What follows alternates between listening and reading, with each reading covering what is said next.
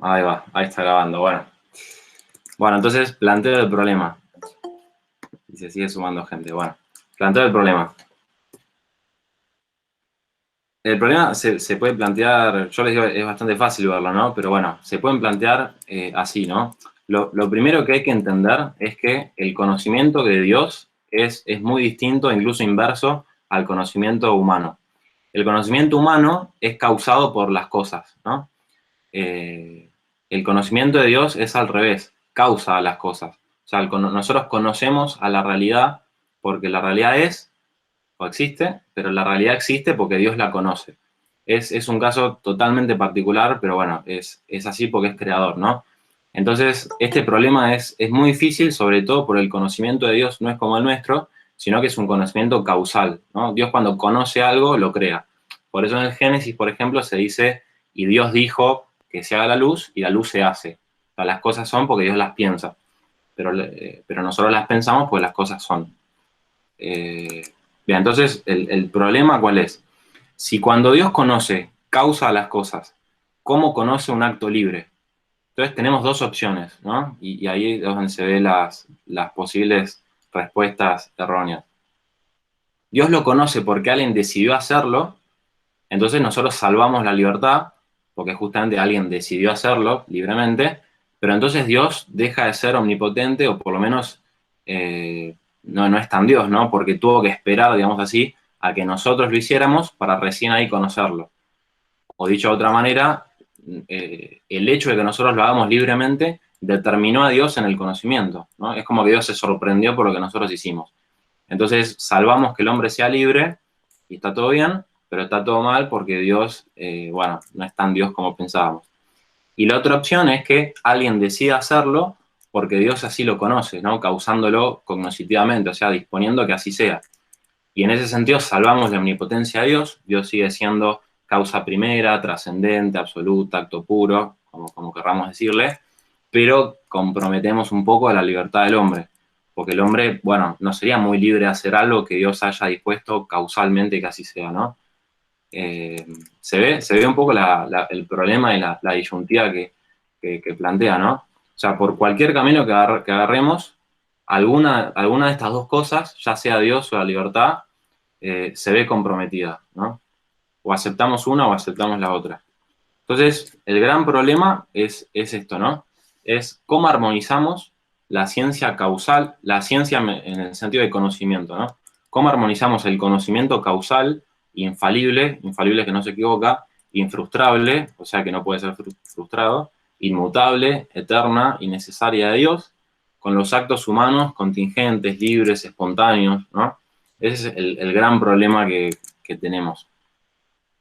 Bueno, y como yo les dije, hay como dos posturas, que responde un poco a la elección de estos dos caminos, ¿no? Al principio, este debate, en relación a esta pregunta, históricamente se dio en el siglo XVI en España, pero no nos vamos a meter en el problema histórico, sino teórico. Y al principio las personas que discutían este tema trataban de conservar las dos cosas, la omnipotencia de Dios, la omnisciencia de Dios, que Dios sabe todo, que Dios crea todo, y al mismo tiempo la libertad. Pero cuando fue pasando el tiempo, se fueron eligiendo una u otra, ¿no? Entonces, acá tenemos a cuatro de muchísimos más personajes, filósofos que podemos llegar a poner. De hecho, podemos poner desde la antigua. Yo puse acá algunos modernos y contemporáneos porque lo hacen con más énfasis, ¿no? Pero esto se da a lo largo de toda la historia.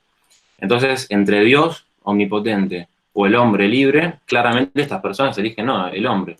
Entonces, Sartre, por ejemplo, que es el de La Pipa, el que tiene el ojo medio visco, pobre, dice, ¿no? Si Dios existe, el hombre no es libre, por lo que habíamos explicado.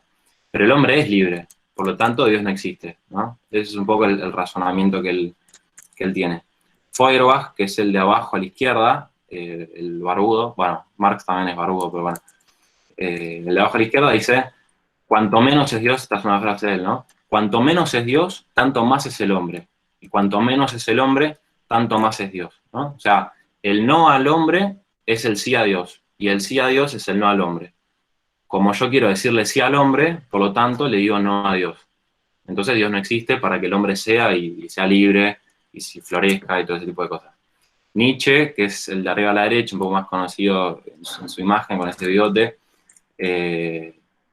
dice, bueno, Dios está muerto, la típica frase, ¿no? Y Dios tiene que morir para que aparezca el superhombre con sus valores, y el superhombre, Nietzsche dice que es alguien que baila, o sea, es creativo, es libertad, ¿no? Pero para que nazca una persona así, bueno, Dios tiene que morir. Y después Marx, la típica frase que todos conocemos, la religión es el opio del pueblo, que justamente impide o nubla al hombre para que el hombre pueda ser verdaderamente revolucionario, ¿no? O sea, libre. Entonces, todas estas personas y muchas más defienden esto, ¿no? De que Dios, si existiese, anularía la libertad humana, el hombre dejaría de ser libre, pero como quieren que el hombre sea libre, entonces matan a Dios. En el otro extremo, ¿no? Si la pregunta era Dios o el hombre, y los primeros elegían a Dios, bueno, al hombre, perdón, estos eligen a Dios. El de abajo a la derecha es Lutero, ¿no? Que Lutero dice esta frase, dice, con el rayo de la voluntad eterna de Dios se pisotea y destroza totalmente el libre arbitrio, ¿no? O sea, Lutero dice, o el hombre es libre o Dios es omnipotente. Bueno, Dios es omnipotente, por lo tanto el hombre no es libre. O sea, él quiere defender que Dios es causa de todo, entonces termina negando que el hombre sea libre. De hecho, tiene un libro que se llama acerca del arbitrio servidor, ¿no? En vez de libre arbitrio, tiene un libro que se llama de servo arbitrio, ¿no? Y después Calvino y Jansenio, que son otros protestantes, bueno, lo siguen un poco en esto. Niegan la libertad humana para afirmar que Dios es omnipotente y sabe todo y este tipo de cosas. Después, Spinoza es otro, arriba a la izquierda, que para él, bueno, él es panteísta, esto significa que para él todo es Dios, ¿no? Entonces, claro, Dios actúa tanto, sabe tanto, conoce tanto, que se confunde con la realidad, ¿no? Entonces Dios es la realidad y por eso la libertad no existe, o en todo caso, si existe, es la conciencia de la necesidad. ¿Qué significa esto? Que ser libre sería darte cuenta de que no sos libre, sino que todo lo hace Dios, ¿no? Bueno. Después Leibniz no puse nada porque en realidad él o sea, podría estar acá, pero no, porque él afirma que el hombre es libre, pero trata de conjugarlo con la omnipotencia divina y lo complica un poco, pero bueno, lo pongo ahí, que es el del pelo ese largo, raro. Y después Hegel, que es el que está arriba a la derecha, bueno, no sé si lo ubican un poco, pero él dice que el hombre es solamente un momento consciente en el desenvolvimiento del espíritu absoluto. Esto que suena súper raro, significa básicamente que hay una única realidad, que es este espíritu absoluto, ¿no? O idea absoluta, eh, que, que se va desarrollando a lo largo de la historia, y el hombre es simplemente un momento más, ¿no? O sea, que el hombre no es una persona individual, de naturaleza racional, ¿no? Bueno, no, sino que es simplemente una instancia, un momento. Bueno, entonces, estas eran como las dos posturas. Eh, yo la sintetizo un poco así. Por un lado es como el ateísmo, que afirma una pura distancia de Dios sin presencia, ¿no? Dios está totalmente ausente. O sea que hay un defecto de providencia. No hay un Dios que provee a la realidad, ¿no? La realidad no se ordena hacia un fin. En ese sentido hay una pura consistencia de la criatura. Hay una afirmación por exceso de la criatura, por lo menos humana, ¿no? El hombre y su libertad están exageradas, a tal punto de que el hombre es libertad, ¿no? Como dice Sartre. Eh, y después pongo pesimismo nihilista u optimismo superficial. ¿Por qué? Porque optimismo superficial, porque algunos ateos, sobre todo del siglo XXI, ¿no? Algunos, lo que se llama el nuevo ateísmo, no sé si les suena esto, no sé si les suena nombres como Richard Dawkins, Sam Harris o ese tipo de personajes, que no son filósofos, son científicos, pero hablan de filosofía y se dicen que son ateos, y siempre se escucha que son muy, muy alegres, que son muy optimistas, pero en el fondo es un optimismo superficial, ¿no? Porque todo ateo profundo siempre fue pesimista, ¿no? Todos los autores que les mostré antes, los voy a poner, estos cuatro, por ejemplo, bueno, los cuatro son pesimistas, explícita o implícitamente, ¿no? ¿Por qué? Porque si uno niega a Dios, se va a dar cuenta de que la realidad ya no tiene un orden natural, ¿no? Porque afirmar un orden natural supone un ordenador, ¿no? Entonces, al sacar al ordenador, ya el orden natural desaparece. Y el orden natural era lo que permitía distinguir el bien y el mal, ¿no? Entonces, como la línea, digamos así, entre el bien y el mal no está tan clara, entonces las cosas no son realmente o objetivamente malas, ¿no? Eh, entonces el mal pasa a ser, claro, los cuatro jinetes del ateísmo. Bien, bien, Andrés. El mal pasa a ser como un hecho bruto de la existencia que está ahí y no tengo por qué quejarme, porque simplemente la realidad es así y punto. Y entonces la realidad se vuelve bastante pesimista. Bueno, y después el fatalismo, ¿no? O sea, que Dios determina todo y el hombre no es libre, es lo contrario. Dice, no, hay una pura presencia de Dios sin distancia, hay un exceso de providencia, Dios tiene cuidado de todas las cosas por demás, ¿no? A tal punto que anula a la criatura, por eso la criatura es pura contingencia, no tiene una consistencia propia, sino que es pura dependencia respecto de Dios. Eh, y es un cierto optimismo superficial también, porque en el fondo esta postura también es pesimista. ¿Por qué? Porque un Dios que no deja que sus criaturas actúen por sí mismas no parece muy omnipotente, ¿no? Parece un Dios medio distante también. Bien. Hasta acá, algo que alguien quiere decir algo. Juan, una pregunta. Sí, Vos hablaste de los filósofos estos que terminaban siendo pesimistas. Ahí sí, me surgió una duda. Marx, por ejemplo, que sí, él llega a hablar de un paraíso socialista. sí. Eh, ¿Por qué decís que cae en el pesimismo si él justamente hablaba de algo que parecía ser como la superación de lo que él veía como un conflicto que se resolvía con el paraíso socialista? Bien. Sí, pasa que, bueno, esto es una crítica que se le hace a Marx, ¿no? Eh, porque Marx dice, bueno, no hay una naturaleza humana, ¿no? No hay nada dado, sino que el hombre construye al hombre, entonces con el trabajo el hombre se fabrica a sí mismo, ¿no? El hombre cuando trabaja no solo hace el producto del trabajo, sino que al trabajar se hace a sí mismo. eh, y entonces porque no hay una naturaleza humana dada, sino que la naturaleza humana es la que yo me quiero dar cuando actúo, ¿no? Es pura praxis. Y entonces, si no hay nada dado, ¿qué problema habría que unas personas opriman a otras? ¿No? Es como que Marx se queja, digamos así, de que unas personas opriman a otras, pero no tiene una base o un fundamento filosófico que fundamente que esté mal que unas personas estén por encima de otras, que una clase esté por encima de otra. Él simplemente lo dice, lo plantea y plantea que la clase subordinada tiene que bueno, estar por encima, ¿no? Por medio de una revolución a la clase superior y en algún momento esa lucha de clases, bueno, va a desaparecer y ahí va a ser el paraíso terrenal. Pero, o sea, no tiene la manera de justificar con su planteo por qué ese paraíso terrenal sería mejor de la situación actual, ¿no? O sea, cuando vos negás a Dios, es muy difícil establecer qué está bien y qué está mal y por qué algo es mejor que otro. O sea, por qué el paraíso terrenal sería mejor que el estado actual donde hay clases que una oprime a otra. Esa es un poco la crítica que se le hace, ¿no? De hecho, un autor que lo critica dice que el infierno empieza cuando empezás a hacer el paraíso en la tierra, ¿no? Eh, pero bueno, por eso digo que termina siendo pesimista. Yo quería hacer una pregunta. ¿Se me escucha? Vale. Sí, sí, sí. Sí.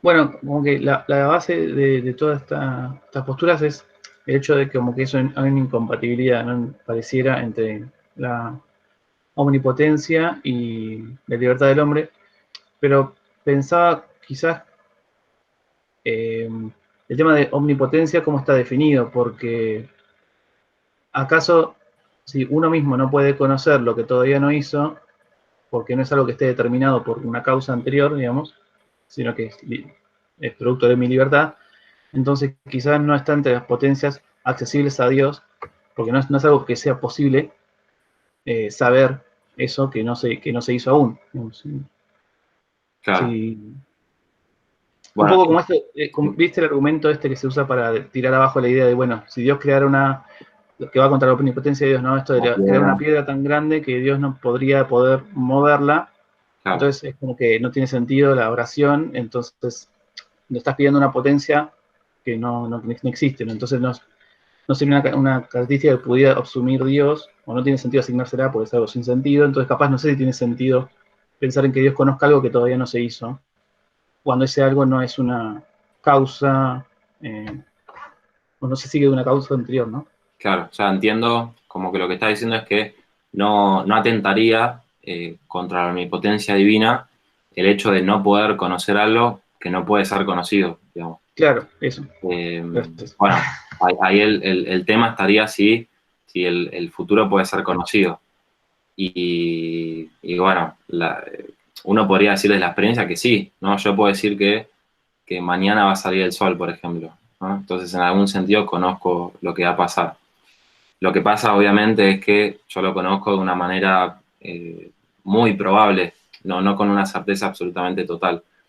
Pero bueno, pero es verdad, si el futuro puede llegar a ser conocido, entonces que Dios no lo conozca es atenta contra su omnipotencia, ¿no?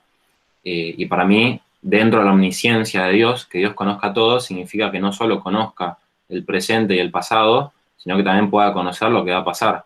Porque de hecho, si no conociera el futuro, no podría proveer a las cosas. O sea, ordenarlas hacia un fin, que todavía no se da. O sea, solo podría preocuparse de las cosas en la medida del presente y sería una providencia muy acotada, ¿no? De hecho, nosotros le pedimos a Dios cosas que todavía no existen. No tendría sentido pedirle algo que no existe si Dios no puede conocer o incluso causar lo que va a pasar. El problema está cómo en eso no impone Dios una necesidad al futuro y cómo el futuro sigue siendo libre y está en nuestras manos. Ese es como el problema. Malena, creo que ibas a decir algo. No, que tal cual, porque Dios es eterno, entonces en su eternidad comprende también el tiempo, pero Él hace Él el tiempo, o sea, es dueño del tiempo y por eso puede conocer de la misma manera que conoce las cosas que están en el presente, lo que pasa en el futuro. O sea, con el mismo tipo de conocimiento, porque para Él no es futuro. Bien, bueno, eso lo íbamos a explicar después, pero bueno, lo explicaste mejor que lo que yo. Ay, Claro, lo que pasa es que igual tiene Pero bueno, si quieren, terminamos acá, nos vemos. tiene un dejo de determinismo igual eso, porque es como que sí conoce todo, es eterno, pero entonces de alguna manera como que el futuro está completamente definido y entonces está completamente definido, perderías la libertad en Claro, ese sentido de claro, ser un ese es el universo tema. por reloj, ¿no? Todo está determinado y si conoces el punto inicial, conoces el final. Claro, bueno, ese es Pero el bueno, problema y estas posturas un poco no lo resuelven, ¿no? Porque para una, es lo que vos decís, Dios conoce de principio a fin, está determinado, no hay vuelta que darle, pero no nos gusta esa explicación porque nosotros sentimos que verdaderamente somos dueños de nuestros actos, pero otra explicación tampoco está buena porque somos dueños de nuestros actos, pero no de tal manera que desplacemos a Dios y eso haga que la realidad se vuelva gris, ¿no? Porque no tiene orden natural y en definitiva nuestra libertad tampoco termina siendo tan buena porque ni siquiera puede elegir el bien porque no existe. Entonces, bueno, ese es el problema. Algunas críticas, ¿qué significa esto? Bueno, acá dos personas están dando la mano. La primera cosa que a mí me gusta hacer notar es que por muy opuestas que parezcan estas posturas, en el fondo una reclama a la otra y son como las dos caras de una misma moneda y sobre todo se dan la mano en excluir otra posibilidad, ¿no? Por eso la postura de Santo Tomás siempre es la más difícil de ver y siempre o sea, es muy difícil que una persona entienda que existe una postura intermedia que no sean estas dos, ¿no? De hecho, cuando planteamos el problema, parecería que no hay otra posibilidad que esas dos, ¿no? Y estas dos posturas es como que afirman eso. Se instalan tanto en sí mismas que excluyen que haya una tercera posibilidad. Bueno, entonces en eso coinciden, en excluir otra posibilidad. En otra cosa que coinciden, para empezar, bueno, una depende de la otra en cuanto que una persona, por ejemplo, que es muy religiosa por exceso, entonces siempre dice, no, hay que abandonarse a la providencia divina, hay que tener fe, hay que resignarse a los planes de Dios. Uno, bueno, tiene que andar por la vida medio con la cabeza abajo. Bueno, una persona así se encuentra con un ateo y el ateo se levanta furioso y dice, no, yo soy libre, yo soy dueño de mi vida, quiero hacer lo que hago, ¿no? Quiero hacer lo que me gusta, lo que me parece a mí, y no voy a impedir que un Dios me lo impida, ¿no? Bueno, entonces, mientras una postura se vuelve más fuerte, la otra reacciona de una manera más fuerte también, entonces se van respondiendo una a otra.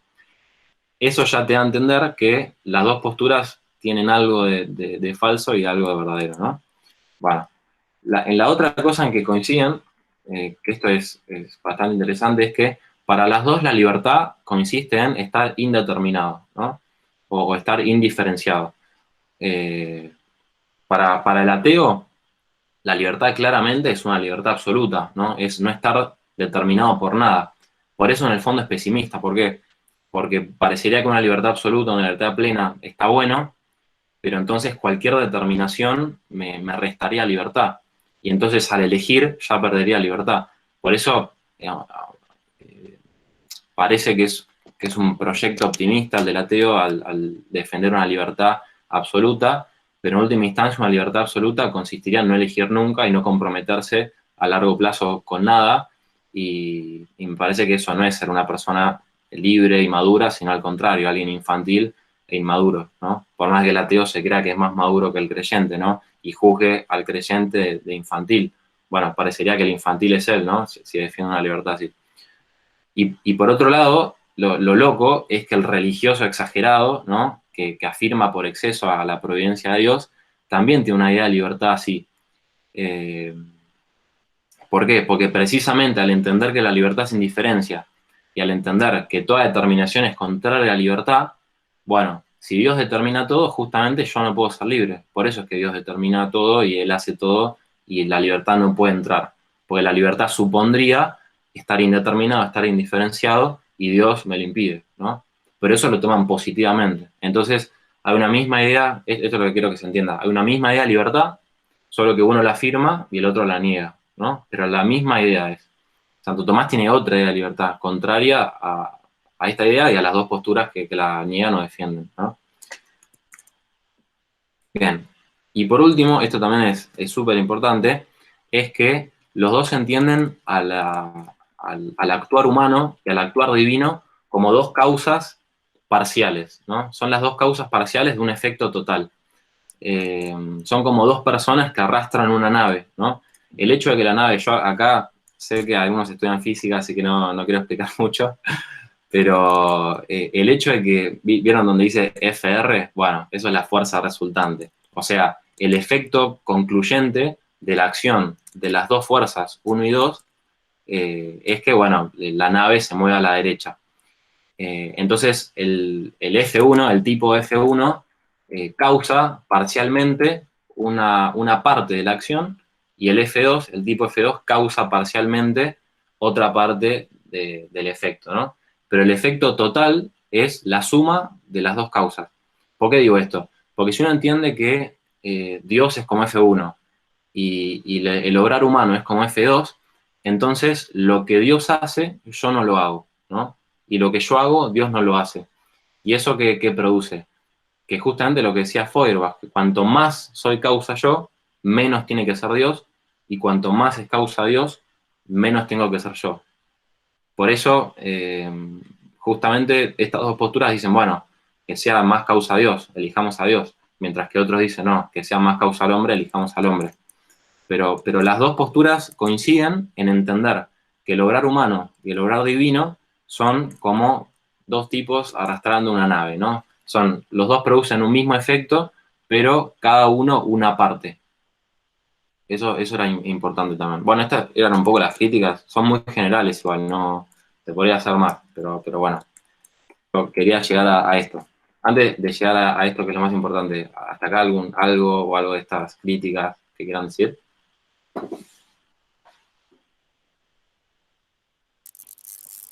No, nada, un comentario, sí, me quedé pensando un poco en lo que decían eso de si cuando Dios conoce el futuro, determina o no al hombre.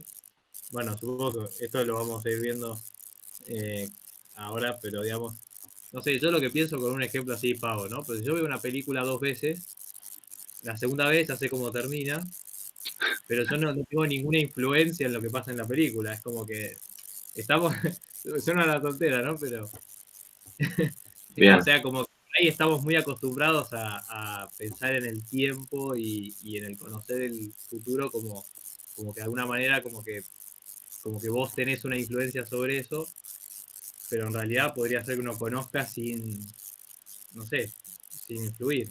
Bueno, el problema de esa explicación es que vos viste la película como espectador, ¿no? El tema es que Dios es el director, ¿está bien? Entonces,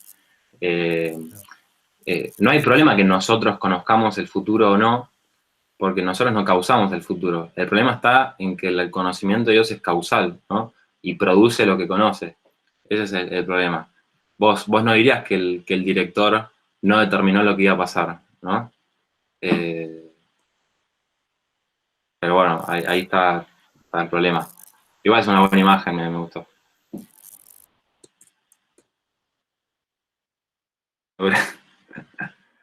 Tal cual. Bueno, ¿alguno más? Bueno, entonces la postura de Santo Tomás es una postura intermedia, no en el sentido de que sea mediocre, sino en el sentido de que es la mejor postura, ¿no? Ustedes saben la virtud, que es el punto medio entre dos vicios. Que sea medio no significa que sea mediocre, sino que sea lo máximo, ¿no? Entonces, bueno, es la mejor postura y superadora porque afirma lo que los extremos tienen de verdadero y niega lo que tienen de falso, ¿no? Y en relación a eso, una cosa que me gustaría aclarar desde ya, no es que van a salir de esta reunión, de este encuentro y van a solucionar el tema. No, este problema es un misterio, ¿no? Uno siempre puede decir más porque justamente implica como un potencial de conocimiento inabarcable, entonces uno siempre puede decir más, pero nunca puede terminar de decir algo, ¿no? Y eso es lo malo, pero bueno, nosotros no vamos a agotar este misterio porque se nos escapa, ¿no? Cuando lo sepamos va a ser cuando estemos en visión beatífica, si llegamos, de ahí lo vamos a tener más claro, pero bueno, por ahora vamos a balbucear un poco lo que podamos de estas cosas. ¿Y esto por qué? Porque todo lo que sea en relación a Dios, Santo Tomás dice, ¿no? Sabemos más cómo no es la cosa que cómo sí es, ¿no?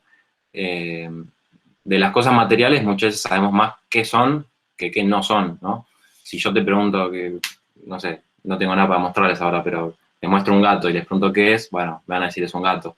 No me van a decir no es un perro, no, me van a decir qué es. Pero en relación a Dios es al revés. Cuando nosotros hablamos de Dios, por ejemplo, decimos es infinito. Bueno, infinito es no finito, no decimos positivamente que es. Cuando decimos es inmutable, bueno, es no mutable. Bueno, y así de todo lo demás. Y entonces cualquier tema de Dios respecto de cualquier cosa como la libertad, siempre vamos a saber más por dónde no va la solución, o sea, siempre vamos a entender mejor por qué no son estos dos extremos que por dónde va la respuesta. Lo cual parece malo, pero bueno, se puede decir mucho. Bueno, lo primero que hay que entender es, bueno, la eternidad de Dios, que es un poco lo que decía Malena. Gracias. Esto de la eternidad y el tiempo, ¿no? O sea, el problema es cómo conoce Dios con certeza el futuro sin imponer la necesidad. Santo Tomás, algo que tiene de valiente, digamos así, es que afirma taxativamente que Dios tiene un conocimiento necesario, infalible, infrustrable, causal, eterno. Eso no lo resigna por nada. Pero al mismo tiempo afirma sin miedo que el futuro es totalmente contingente en algunas cosas, ¿no? Como los actos humanos, y para mí los conjuga perfectamente. Pero bueno, hay que entender bien qué es la eternidad de Dios. Entonces, Boecio tiene esta definición, seguro muchos la conocen, que es que la eternidad es la posesión total, perfecta y simultánea de una vida interminable. O sea que no es un tiempo infinito, ¿no? Muchas veces pensamos en la eternidad como un tiempo infinito, no. Ni siquiera hay tiempo, o sea, no hay ni un antes ni un después, ni tampoco un presente como el nuestro, porque nuestro presente no tiene todo, porque yo también existo en el presente sin antes y después de alguna manera. Bueno, pero mi presente es muy precario porque todavía me puedo seguir perfeccionando, ¿no? Bueno, el presente de Dios no se le puede restar nada porque ya lo tiene todo, ¿no? Es total y perfecto. Y está más allá del tiempo, y lo más importante para mí de la eternidad no es tanto que esté más allá del tiempo, sino el hecho de que comprende todo el tiempo. Y eso lo voy a decir con relación al tiempo. El tiempo, en cambio, otra clásica definición de esta de Aristóteles, que da en la física, dice: el tiempo es la medida del movimiento según el antes y el después. O sea que el tiempo tiene que ver con el movimiento, tiene que ver con una sucesión, con algo que viene antes, que viene después, pasado, presente, futuro. Aunque, bueno, también el tema del tiempo es muy difícil de entender, porque el pasado no existe, el futuro tampoco, y el presente siempre está en movimiento, ¿no? Entonces el tiempo parecería que no existe tampoco. Pero bueno, sin meternos ahí, solo el instante es real, pero es un instante continuo. Y lo más importante es esto, ¿no? Que todos los instantes del tiempo, y esto también nos cuesta muchísimo entender, pero bueno, todos los instantes del tiempo están presentes a la eternidad divina en su mismo ser. O sea que para nosotros que estamos en el tiempo y sumergidos en el tiempo, hay un verdadero pasado, hay un verdadero presente, hay un verdadero futuro, ¿no? O sea que realmente las cosas empiezan y dejan de ser en el tiempo, ¿no? Y hay cosas que fueron y ya no van a ser más, hay cosas que son y hay cosas que van a ser, ¿no? Pero para Dios no es así, porque Él está afuera del tiempo y comprende todo el tiempo, ¿no? Entonces, para Dios no hay futuro, ni tampoco pasado, sino que el instante eterno de Dios, en ese instante están todos los instantes de nuestro tiempo en el mismo ser que tienen, pero sin perder su característica de pasado, presente y futuro, ¿no? O sea, todo el tiempo está presente en Dios, como en un eterno presente. O sea que Dios mira a todo el tiempo como presente a Él mismo. No como presente en relación al tiempo, porque en relación al tiempo puede ser pasado, presente y futuro, pero sí como presente en relación a Él. O sea que Dios, con un solo acto de conocimiento, en su instante, no ahora en nuestro instante, sino ahora, en su ahora, está viendo la caída de Adán, el juicio final, ¿no? Esta reunión nos está viendo ahora, así que sonrían. Todo, ¿no? La creación está viendo todo. Bueno, esto nos vuela la cabeza, y si no te voló la cabeza es porque no lo entendiste, porque si lo entendiste te tiene que volar la cabeza, porque si no, o sea, esto se nos escapa totalmente, ¿no? Ahora vamos a empezar a hacer distinciones, porque bueno, siempre hay que hacer distinciones, ¿no? En relación a temas difíciles. El futuro, dice Santo Tomás, se puede considerar bajo dos aspectos. Uno es en sus causas, ¿no? Y así considerado, lo conoce Dios, los ángeles, los hombres e incluso algunos animales. Explico por qué, ¿no? Porque algo que va a pasar, dice Santo Tomás, entonces se puede considerar en sus causas.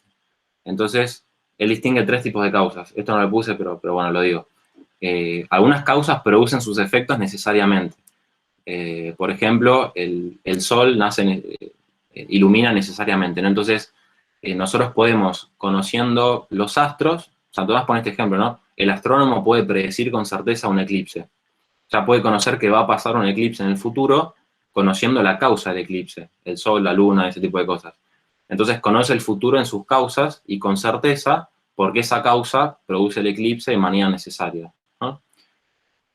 Otras causas producen sus efectos de manera contingente. Entonces, otras causas producen sus efectos no siempre, pero la mayoría de las veces. Y ahí pone el ejemplo del médico. Entonces dice, el médico conoce que una persona enferma en el futuro se va a morir o va a estar sana porque conoce, bueno, el cuerpo y los humores, dice Santo Tomás, pero hoy diríamos, qué sé yo, los síntomas, todo ese tipo de cosas. Entonces, el médico, conociendo la causa, puede predecir el futuro. Ahí Santo Tomás dice no con certeza, ¿no? Porque puede no pasar, pero con mucha probabilidad. Y por último están las causas que producen sus efectos de manera contingente, como puede ser la libertad humana. La libertad humana produce sus actos, no siempre, y ni siquiera casi siempre, sino como ella quiera, no está determinada a un solo efecto. Entonces, al conocer la causa, al conocer la libertad, el hombre no puede saber con certeza que va a producir tal o cual acción. O sea, vos no podés conocer a una persona y saber lo que va a hacer mañana, ¿no? ¿Por qué? Porque la causa de ese acto es algo que no está determinado a hacerlo. Si estuviese determinado a hacerlo, bueno, vos los conocerías con certeza. O sea, yo conociéndote, puedo saber que mañana vas a tener un día más de vida. Eso lo sé con certeza porque es algo que necesariamente va a pasar, ¿no? Bueno, y animales pongo porque Santo Tomás dice que algunos animales tienen relación con los astros, ¿no? Y entonces los astros influyen en su composición corpórea y sensitiva, y por esa influencia pueden conocer algunos sucesos. Entonces pone el ejemplo que es real, digamos, de algunos animales que se ponen de una determinada manera cuando va a llover, por ejemplo, ¿no? Entonces dice que algunos animales hasta conocen mejor el futuro que el hombre, porque el hombre no está influido por los astros para conocer, los animales sí. Astros me refiero a planetas, estrellas, ese tipo de cosas. Pero bueno, ese era un detalle. Bueno, y después, en sí mismo, el futuro en sí mismo es, o sea, el futuro, no en su causa, sino, bueno, en acto, o sea, en el mismo ser que tiene. Y en ese sentido no es futuro, sino que de alguna manera ya es presente, ¿no? Porque está pasando. Pero para nosotros todavía no. En ese instante en el que sucede el futuro, que para nosotros es futuro, en ese instante mismo que sucede, el único el que lo puede conocer es Dios. O sea, solo Dios conoce infaliblemente y con certeza el futuro así considerado. Solo Dios o también algún profeta o alguien que tiene fe, ¿no? O sea, solo Dios o a quien Dios se lo quiera decir también, eso habría que aclararlo. Pero bueno, de hecho, les pregunto a ustedes, ¿cuáles son las únicas dos cosas, ya hay una les dije, que solo Dios conoce?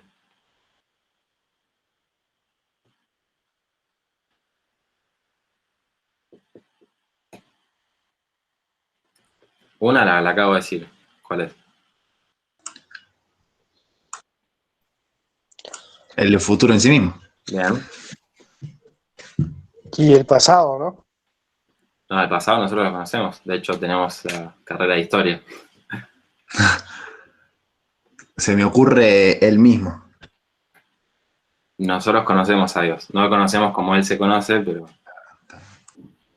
el juicio final está revelado, algo sabemos. Se los pregunto de otra manera.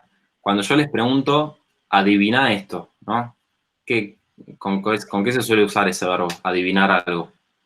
Uno es el futuro, o sea, adivinar lo que va a pasar. Y la otra, ¿qué es? Adivinar, ¿qué? Lo que puede pasar. Eso también es el futuro. La verdad, El La verdad, presente. el presente también lo conocemos. No, o sea, digo, lo que podría pasar, tipo, lo que podría estar pasando ahora en vez de lo que está pasando ahora. Lo que Dios piensa, no. Lo que alguien piensa, ¿no? Lo que yo pienso. O sea, el pensamiento de las personas y el querer de las personas, o sea, lo que una persona entiende y lo que una persona quiere, el único que puede saber eso es, bueno, uno mismo y Dios, ¿no? Por eso, adivinar, cuando yo digo adivinar, la adivinación, ¿por qué se llama adivinar? Porque viene de hacer divino, ¿no? Adivinar es asemejarse a lo divino. ¿Por qué? Porque es pretender hacer algo que solo Dios hace, que es conocer el futuro, adivinar lo que va a pasar y conocer lo que estoy pensando o conocer lo que yo quiero o amo. Y eso es también algo que solo Dios hace. Por eso, bueno, adivinar lo que estoy pensando. Bueno, una pavada, perdón por si... Bueno, Pero quiero saber la respuesta. eso era el futuro y lo que una persona piensa o quiere. Por eso se dice adivinar. Y por eso la adivinación o la superstición es pecado, porque es pretender hacer algo que solo Dios hace, que es conocer el futuro y conocer lo que las personas piensan, ¿no? Salvo que sea por profecía, que Dios te lo revele, o salvo en relación a estas cosas, ¿no? Si un astrónomo predice un eclipse, nadie lo va a condenar, porque es algo que se puede saber. No es el futuro en sí mismo que solo Dios sabe. Yo pregunto, ¿cómo conocen lo que yo pienso? ¿Cómo conoce lo que vos pensás? Si vos dijiste Claro, que y conoce. porque sin él no podrías pensarlo. Pero bueno, ese es otro tema. Ah, bueno, perdón. Pero tiene que ver con esto, ¿no? Porque en definitiva, ¿cómo conoce Dios un acto libre? Ese es el tema. Pero bueno, Dios conoce el futuro en sí mismo considerado.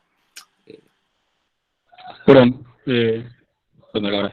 Antes que sigas, vos previamente mencionaste que el oficio de astrónomo no era pecado. Supongo que es por el hecho de que el tipo puede predecir en base a lo que ya experimentó. O sea, como una asociación de hechos, supongo que es ese Claro, tipo de estimación, supongo. claro, sí. Sería pecado pretender conocer el futuro en sí mismo considerado, pero no sería pecado pretender conocer el futuro en las causas que nos permiten conocerlo, ¿no?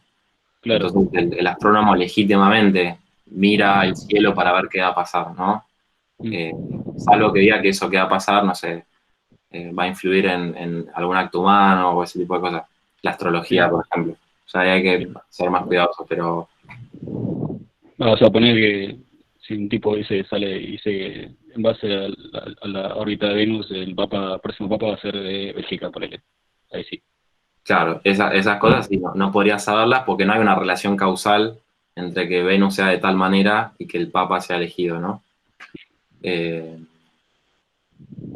o, por ejemplo, Santo Tomás pone el ejemplo de un navegante. O sea, la persona que navega tiene que mirar el cielo para saber qué va a pasar, si va a haber tormenta, si no va a haber, y eso no lo hace pecando, ¿no? Porque puede saberlo. Bueno, no me quería meter en el tema de ese tema. Lo importante es esto, ¿no? Nosotros decimos, la pregunta cuál era, ¿no? Si Dios sabe lo que voy a hacer mañana, ¿soy libre de hacerlo?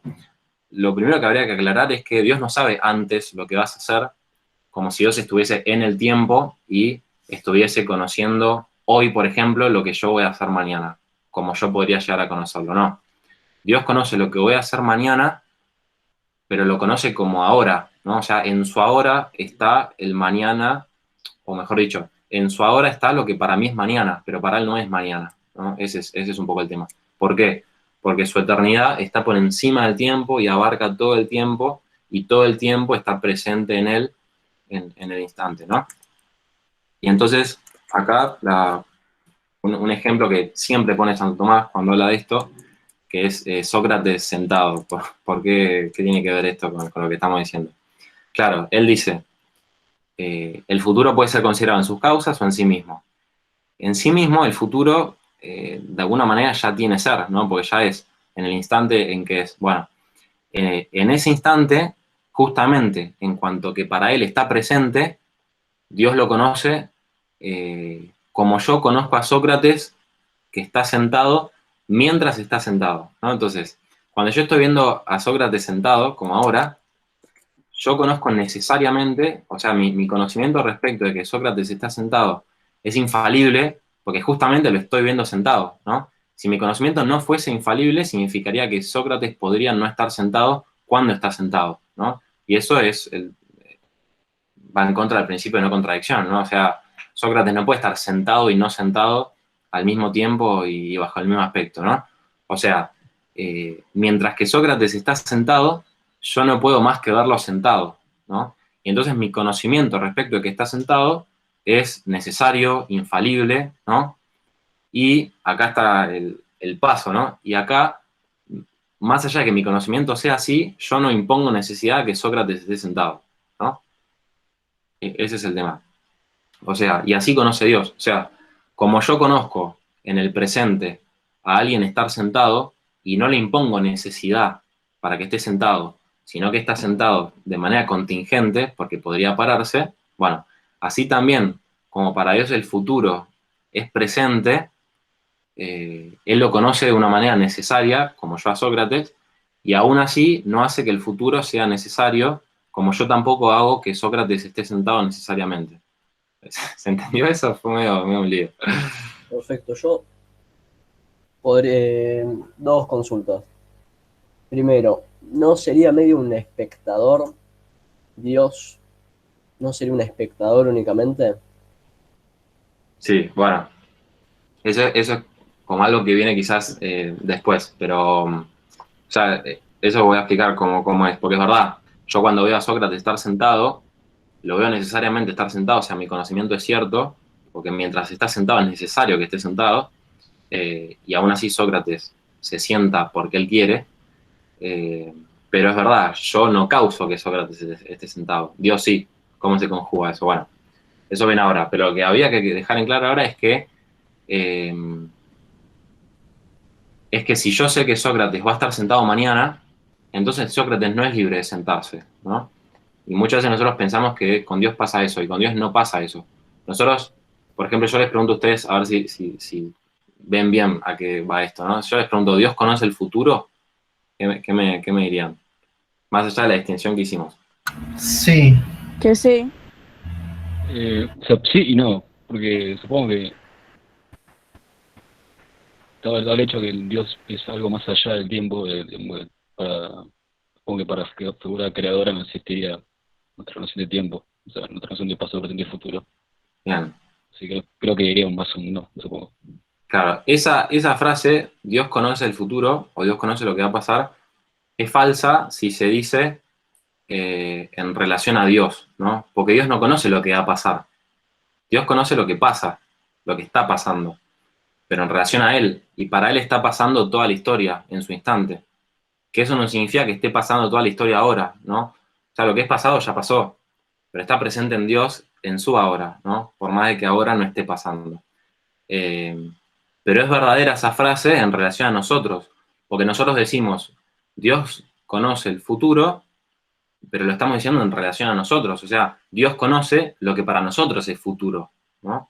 Y en ese sentido es verdad, lo que para nosotros es futuro, Dios lo conoce, pero no lo conoce como futuro, lo conoce como presente. ¿Se entiende? Bueno, a eso iba. Una pregunta. Vale. Si Dios sabe todo, digamos, todo lo que vamos a hacer, supuestamente no seríamos totalmente libres. Claro, bueno. Si Dios lo conoce de antemano, justamente no.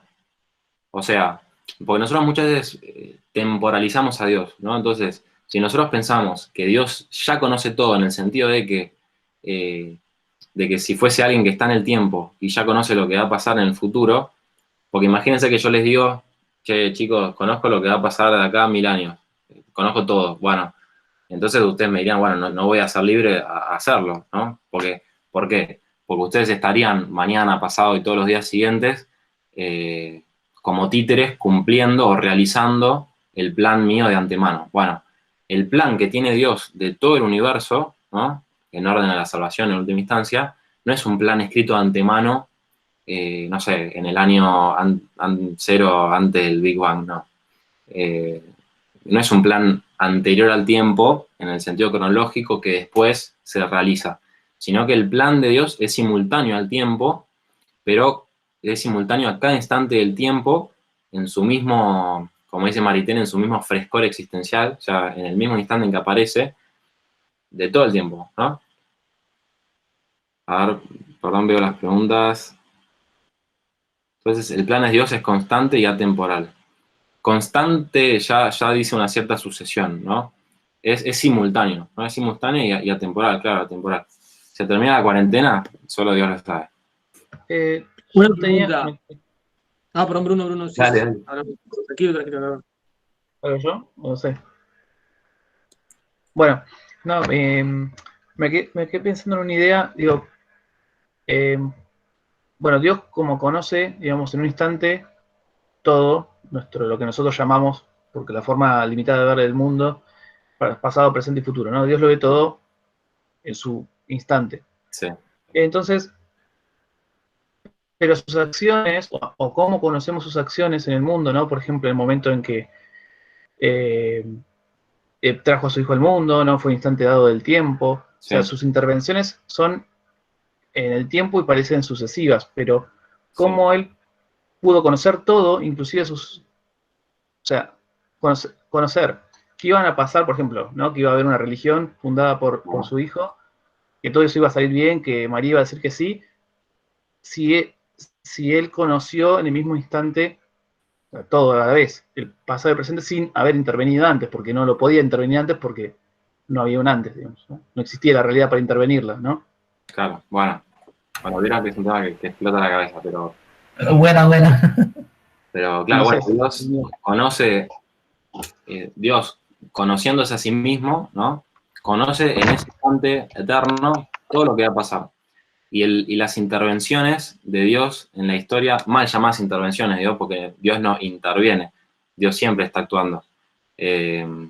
sea, cuando Dios no interviniese, la creación dejaría de existir, porque Dios siempre está actuando, siempre está interviniendo, ¿no? Algunas veces simplemente lo hace de una manera un poco más extraordinaria, como son los milagros, pero siempre está actuando. Bueno, más allá de eso, el actuar de Dios se da en el tiempo en relación al término de esa acción, pero la acción misma es atemporal. ¿Qué quiere decir esto? Que Dios en su instante presente decide con una decisión atemporal, eterna, que se identifica con él mismo, todas las cosas que van a suceder en el tiempo, ¿no? Algo parecido pasa con nosotros. Yo puedo decidir ahora hacer algo mañana, ¿no? Entonces, la decisión la tomé ahora, pero el término de esa acción se va a dar en otro tiempo. Bueno, es un ejemplo quizás que no pasa con Dios porque es distinto, ¿no? Pero bueno, se entiende como Dios eternamente quiere lo temporal, ¿no? Y también lo conoce, Dios conoce eternamente lo temporal. Dios conoce el tiempo de manera temporal, conoce lo mutable de manera inmutable, y así, ¿no? Pero bueno, una cosa es conocer lo inmutable y otra cosa es que cambie el conocer, ¿no? No sé si se entiende. O sea, una cosa es que lo que yo quiero cambie y otra cosa es que cambie mi querer, ¿no? O sea, el querer de Dios no cambia, pero eso no significa que lo que Él quiere no cambie, sino que Dios, el querer de Dios eterno puede ser respecto de algo que sea temporal. Pero sí, Dios cuando actúa en la historia tiene en cuenta todos los instantes de la historia. Por eso todo lo que sucede, Dios o lo quiere o lo permite si se trata del mal, y en relación a cada instante del tiempo. O sea, es como que Dios tiene la capacidad de ser providente porque tiene todo presente. Por eso nos conoce tan bien, porque interactúa de alguna manera con toda nuestra historia. Bueno, acá les iba a poner dos imágenes que les vas a entender mejor. Las dos imágenes las pone Santo Tomás, ¿no? Santo Tomás dice, la eternidad es como un hombre parado en la cima de una montaña que ve a muchas personas que caminan, valga la redundancia, por un camino, ¿no? Ahora, para cada persona, o sea, si siguen la analogía, la cima de la montaña es la eternidad, ¿no? Y todo ese camino de personas es el tiempo. A ver, elijamos al segundo en la fila, el que tiene la campera amarilla. Bueno, el que tiene la campera amarilla, imagínense que está en el presente, ¿no? Entonces, para él, para el que está ahí, el que está atrás de campera naranja está en el pasado, ¿no? Y para él también, la persona que está adelante, el azul, está en el futuro, aunque en realidad no la ve, pero bueno. Pero para esa persona, el pasado y el futuro, bueno, se dan en el tiempo. Ahora, Dios es justamente como alguien que está por encima del tiempo, en la cima de la montaña, y tiene la capacidad de ver a todos simultáneamente, los ve a todos simultáneamente a lo largo de todo el tiempo, y eso no quita que para el de amarillo, el de naranja sea pasado y el de azul sea futuro, ¿no? Es un ejemplo que pone, ¿no? Tiene sus límites, pero bueno, nos ayuda un poco a entender. Y otro ejemplo que pone, muchas veces nosotros comparamos a la eternidad como una especie de triángulo, donde la base es el tiempo y el punto de arriba es la eternidad, pero a Santo Tomás no le gusta ese ejemplo, prefiere el del círculo. ¿Por qué? Porque fíjense, si el círculo, o sea, si todo el círculo es el tiempo, bueno, entonces el punto central es la eternidad. Fíjense cómo ahí la rayita roja, que calculo que era el radio, ¿no? No me acuerdo ya de estas cosas. Pero bueno, fíjense que el punto rojo del centro mira por igual a cualquier parte del círculo. O sea que cualquier parte del círculo tiene la misma distancia al centro que cualquier otro. ¿Eso qué significa? Que cualquier instante del tiempo tiene como la misma distancia a la eternidad. Cualquier instante del tiempo, Dios lo ve en su eterno presente. Ahora, en su eterno presente, porque que todos los puntos del círculo estén en la misma distancia respecto del centro, no hace que estén en la misma distancia uno respecto del otro, ¿no? Elijan cualquier punto del círculo y no está a la misma distancia, o sea, tiene uno que está atrás, otro que está al lado, ¿no? Entonces, que la eternidad esté presente a todo el tiempo no quita que unas cosas sean realmente pasadas, otras presentes y otras futuras, ¿no? Son imágenes que pone Santo Tomás. Bueno, y acá otro... Bueno, esto no, bueno, lo decimos, no lo salteamos. Esto para pensar un poco. Ahora les explico por qué está ese tipo corriendo. Esta frase, ¿no? Si Dios conoció algo, o si Dios conoce algo, aquello será. Parece que hace que aquello que va a ser se cumpla necesariamente, ¿no? O sea, si Dios conoce algo, que eso sea, bueno, parece que eso se va a hacer necesariamente. O sea, si Dios sabe, es la pregunta que hicimos. Esta frase es de Santo Tomás, ¿eh? Bueno, parece la pregunta que hicimos nosotros. Si Dios sabe lo que voy a hacer mañana, entonces lo que voy a hacer mañana lo voy a hacer. Bueno, parecería que no soy libre de hacerlo. Entonces, Santo Tomás lo que dice es esto, ¿no? Acá, síganme un poco, es medio difícil. Dice, el consecuente, o sea, aquello será, hay que entenderlo como está en el conocimiento de Dios. Es decir, en cuanto está presente a Él. No como es en sí mismo, ¿no? Sino como está en Dios. Y así es necesario como el antecedente, o sea, si Dios conoce algo. Porque todo lo que es, mientras es necesario que sea, como dijimos con Sócrates cuando está sentado. Entonces, la cuestión es esta. Aunque la cosa en sí misma sea futura, o sea, aunque lo que voy a hacer mañana va a ser mañana, sin embargo, según el modo del conocimiento divino, a Él es presente. Y en ese sentido, si Dios conoce algo, aquello va a ser, ¿no? Pero entonces Santo Tomás dice, sería mejor decir que si Dios sabe algo, esto es, ¿no? No es que si Dios sabe algo, no es que si Dios sabe algo ahora, bueno, va a ser mañana. No, por eso sería de vuelta, meter a Dios en el tiempo o el tiempo en Dios. Sino que si Dios sabe algo, bueno, eso es, porque es en cuanto que lo está viendo ser ahora, en su ahora, no en nuestra ahora. Bueno, y pone el ejemplo cuando nosotros decimos, si yo veo a Sócrates correr, Sócrates corre, ¿no?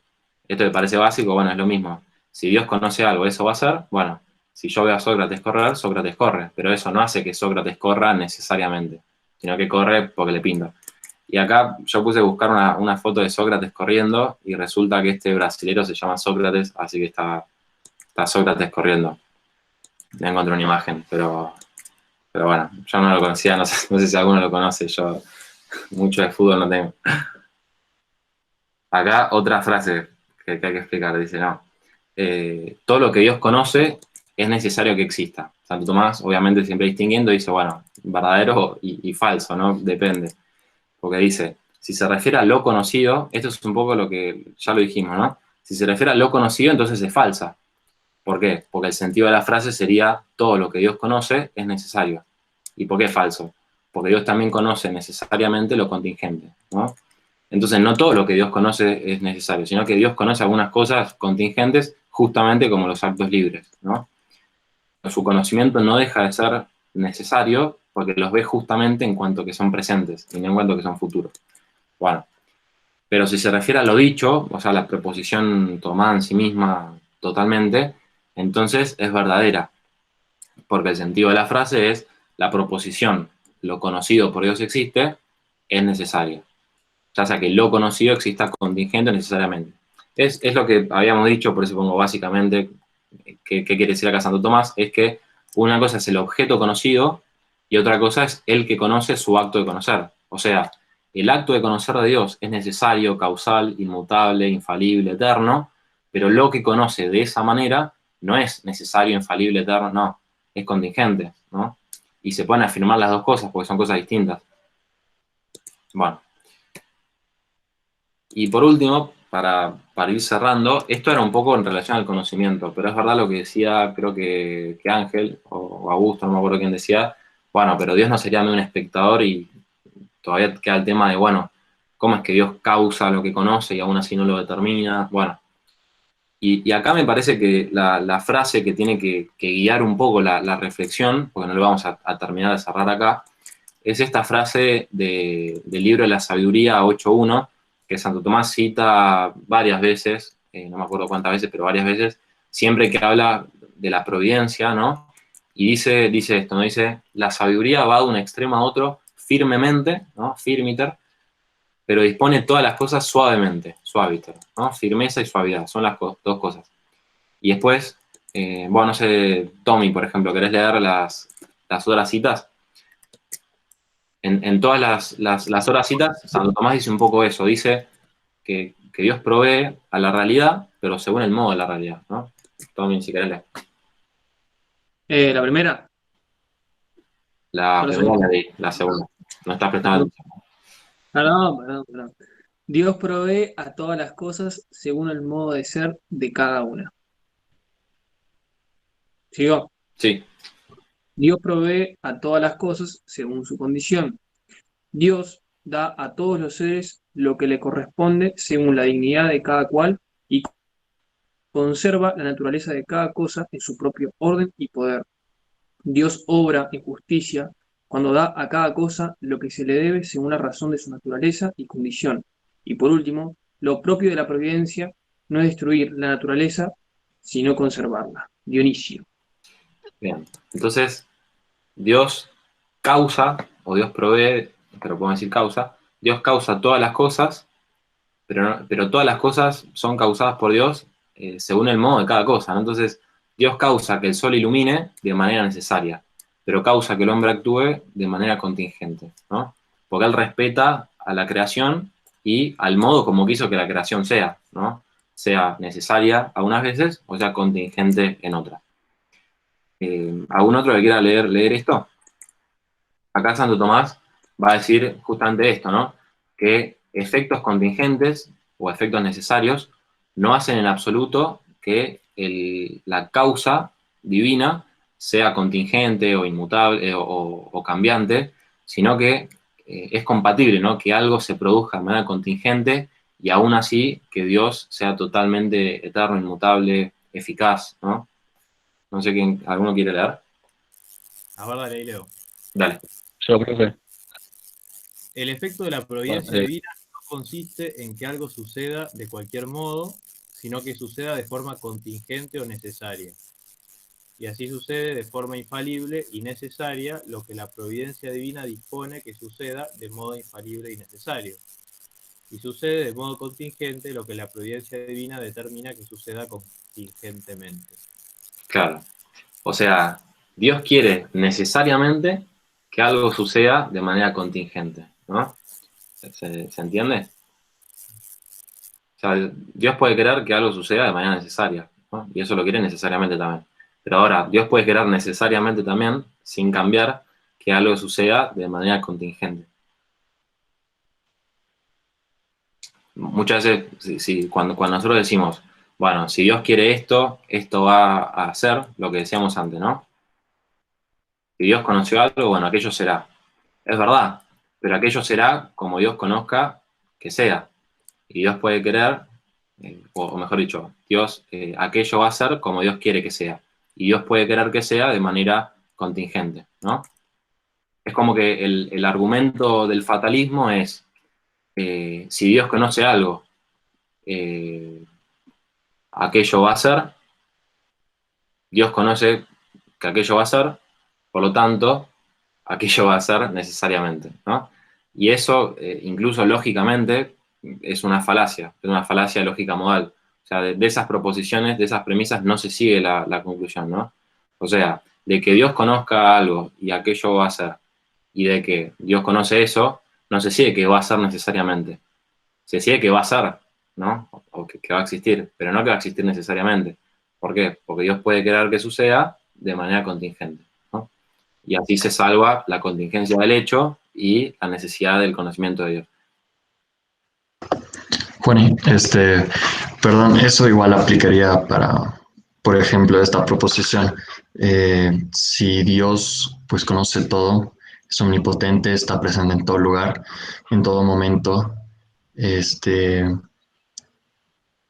¿por qué, o sea, nosotros como su creación, o sea, Él sabe que nosotros nos vamos a ir al infierno, o sea, que algunos van a ir al infierno, que otros van a salvarse, ¿no? Sí. Entonces, justo esto de lo que estabas hablando, ¿aplicaría como esta falacia? Claro, porque Dios quiere que tal persona se salve, ¿no? Ahora, Dios quiere que esa persona se salve libremente, ¿no? O sea que la causa que esa persona se salve, la causa principal es Dios, pero la causa secundaria es las propias obras y la fe y la gracia que tiene esa persona, ¿no? Entonces, estaba pensando, claro, Santo Tomás pone, cuando habla de ese tema, cita la frase de San Agustín, que aprovecho y la digo porque hoy es San Agustín, así que recémosle a San Agustín. Santo Tomás fue, yo creo, el mayor agustiniano de la historia, ¿no? Bueno, más allá de eso. San Agustín tiene una frase que es, Dios, el que te hizo sin ti, no te salvará sin ti, ¿no? Entonces, Dios te hizo sin ti, pero no quiere que te salves sin tu colaboración, ¿no? Entonces, pasa lo mismo. Dios quiere que algunas personas se salven y esas personas se van a salvar, pero no se van a salvar de manera necesaria, podrían no salvarse en algún aspecto, pero bajo otro aspecto es necesario que se salven supuesta su libertad, ¿no? O sea, es complicado, no me quería meter en el tema, eso es el tema de la predestinación, ¿no? Como Dios salva a las personas. Pero si lo vemos de esta perspectiva, pasa lo mismo. Dios elige unas personas y esas personas se van a salvar, pero Él como causa primera y las personas como causa segunda, ¿no? Y en relación al infierno no pasa lo mismo, es distinto. No es que Dios elige a unos y a otros no elige y esas personas se condenan, y no es tampoco que Dios ordena a algunas personas hacia el fin de la salvación y ordena positivamente hacia otras hacia la condenación, sino que Dios quiere que todas las personas se salven, ¿no? Como dice la Biblia, y las personas que colaboran con ese querer, bueno, se salvan, y las personas que se van al infierno son por ellas como causa primera, ¿no? O sea, la causa de la salvación es Dios como causa primera y el hombre como causa segunda. En cambio, la causa de la condenación es solamente la persona que se condena. O sea, Dios no es causa de ninguna manera que alguien se condene, sino que, supuesto que alguien se condena, Dios lo manda al infierno, muy entre comillas, ¿no? Pero supuesto que alguien peca. Bueno, justo venía un poco ese tema, ¿no? Como para cerrar. Fíjense que las otras dos posturas habíamos dicho que consideran a Dios y al hombre como dos causas parciales de un único efecto. Bueno, Santo Tomás no piensa así. Piensa que cuando nosotros producimos una acción o cuando nosotros actuamos, cualquier cosa que hagamos, nosotros somos totalmente causa de esa acción y Dios también es causa de esa acción y también totalmente, ¿no? O sea, una acción, cualquier acción que nosotros hagamos, procede totalmente de nosotros y totalmente de Dios, pero a distinto orden, ¿no? Si fuese en el mismo orden, sí, serían dos causas parciales, pero son dos causas de distinto orden. Una es una causa, humana, contingente, que está en el tiempo, que somos nosotros, somos causa segunda, y Dios tiene la iniciativa primera de esa acción. Él como causa primera está fuera del tiempo, entonces Él es el único. Esto es la causalidad primera y segunda en relación a Dios es un caso especialísimo. O sea, ninguna acción puede proceder totalmente de dos causas, solamente si son de este tipo, ¿no? Si es una causa como causa primera y causa segunda. Y bueno, y Santo Tomás siempre nos trata de poner ejemplos para que entendamos. Pone el ejemplo de, por ejemplo, el cuchillo, una persona que corta un pedazo de pan, ¿no? Entonces, ¿cuál es la causa del corte del pan? Bueno, la mano, obviamente, o la persona, pero también el cuchillo, ¿no? El efecto procede de los dos y el cuchillo corta en la medida en que es usado por la persona, ¿no? Entonces, con nosotros pasa algo parecido. Cuando nosotros actuamos, lo que nosotros hacemos viene de nosotros y viene de Dios totalmente, aunque en distintos niveles, y nosotros actuamos justamente en la medida en que Dios nos mueve. Y por eso, lo que dice el primer punto, esto es difícil de entender, obviamente, pero en la medida en que la acción de la criatura, de nosotros, por ejemplo, es más libre, más propia, más nuestra, más consistente, entonces no es menos, sino más causada por Dios, más recibida y más contingente o dependiente. Mientras más causa Dios su influjo en mí, justamente entonces más causa soy yo de mi acto gracias a él, ¿no? Bueno, y ahí lo había citado San Agustín también, aprovechando su día, de que si el ateo era pura presencia sin distancia y el fatalista era, o al revés, si el ateo era pura distancia de Dios sin presencia y el fatalista era pura presencia de Dios sin distancia, entonces la postura de Santo Tomás es presencia y distancia. Dios es distante respecto a la criatura, porque no es la criatura y no se confunde con la criatura, es trascendente, pero tampoco es apático, ¿no? y desentendido, sino que es más íntimo que la criatura misma. ¿Por qué? Porque es creador. Esto pasa también un poco con los padres. Un padre muy ausente, y bueno, está mal, ¿no?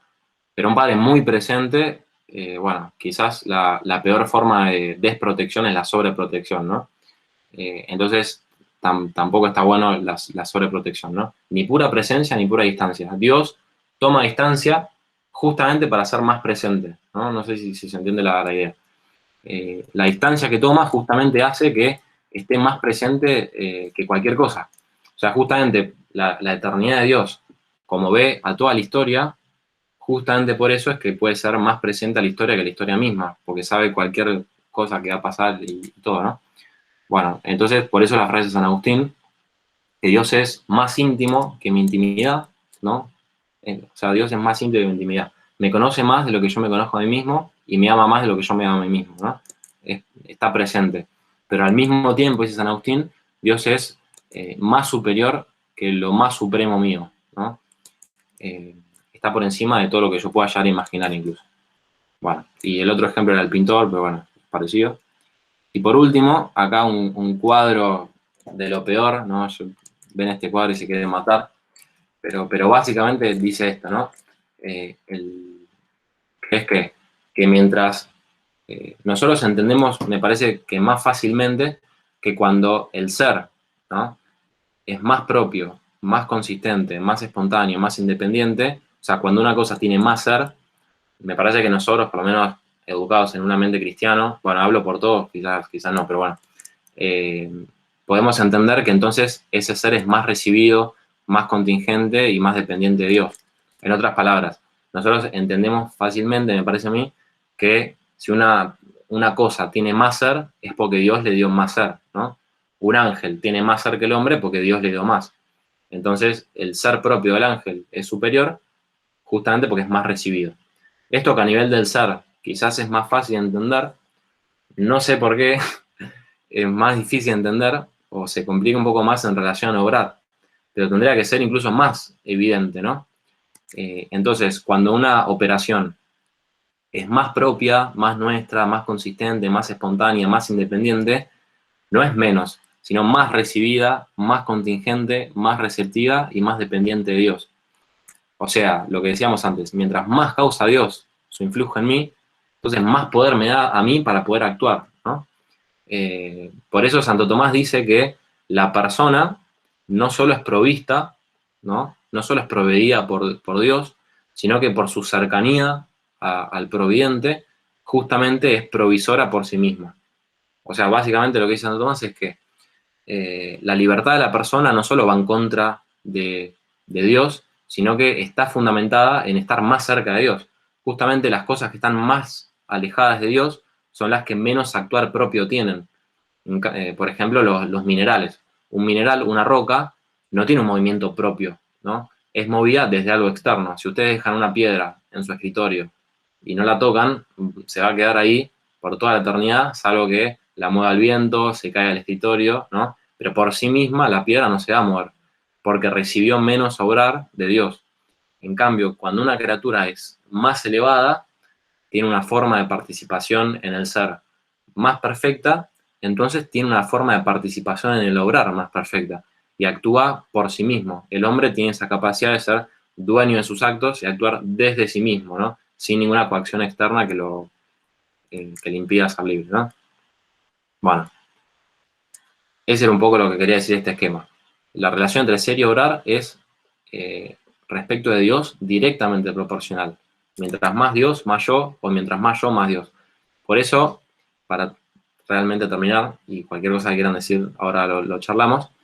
La verdadera opción, la verdadera dialéctica, no es tanto o Dios o el hombre, sino o Dios y el hombre, o ni Dios ni el hombre, ¿no? Esa es la verdadera opción.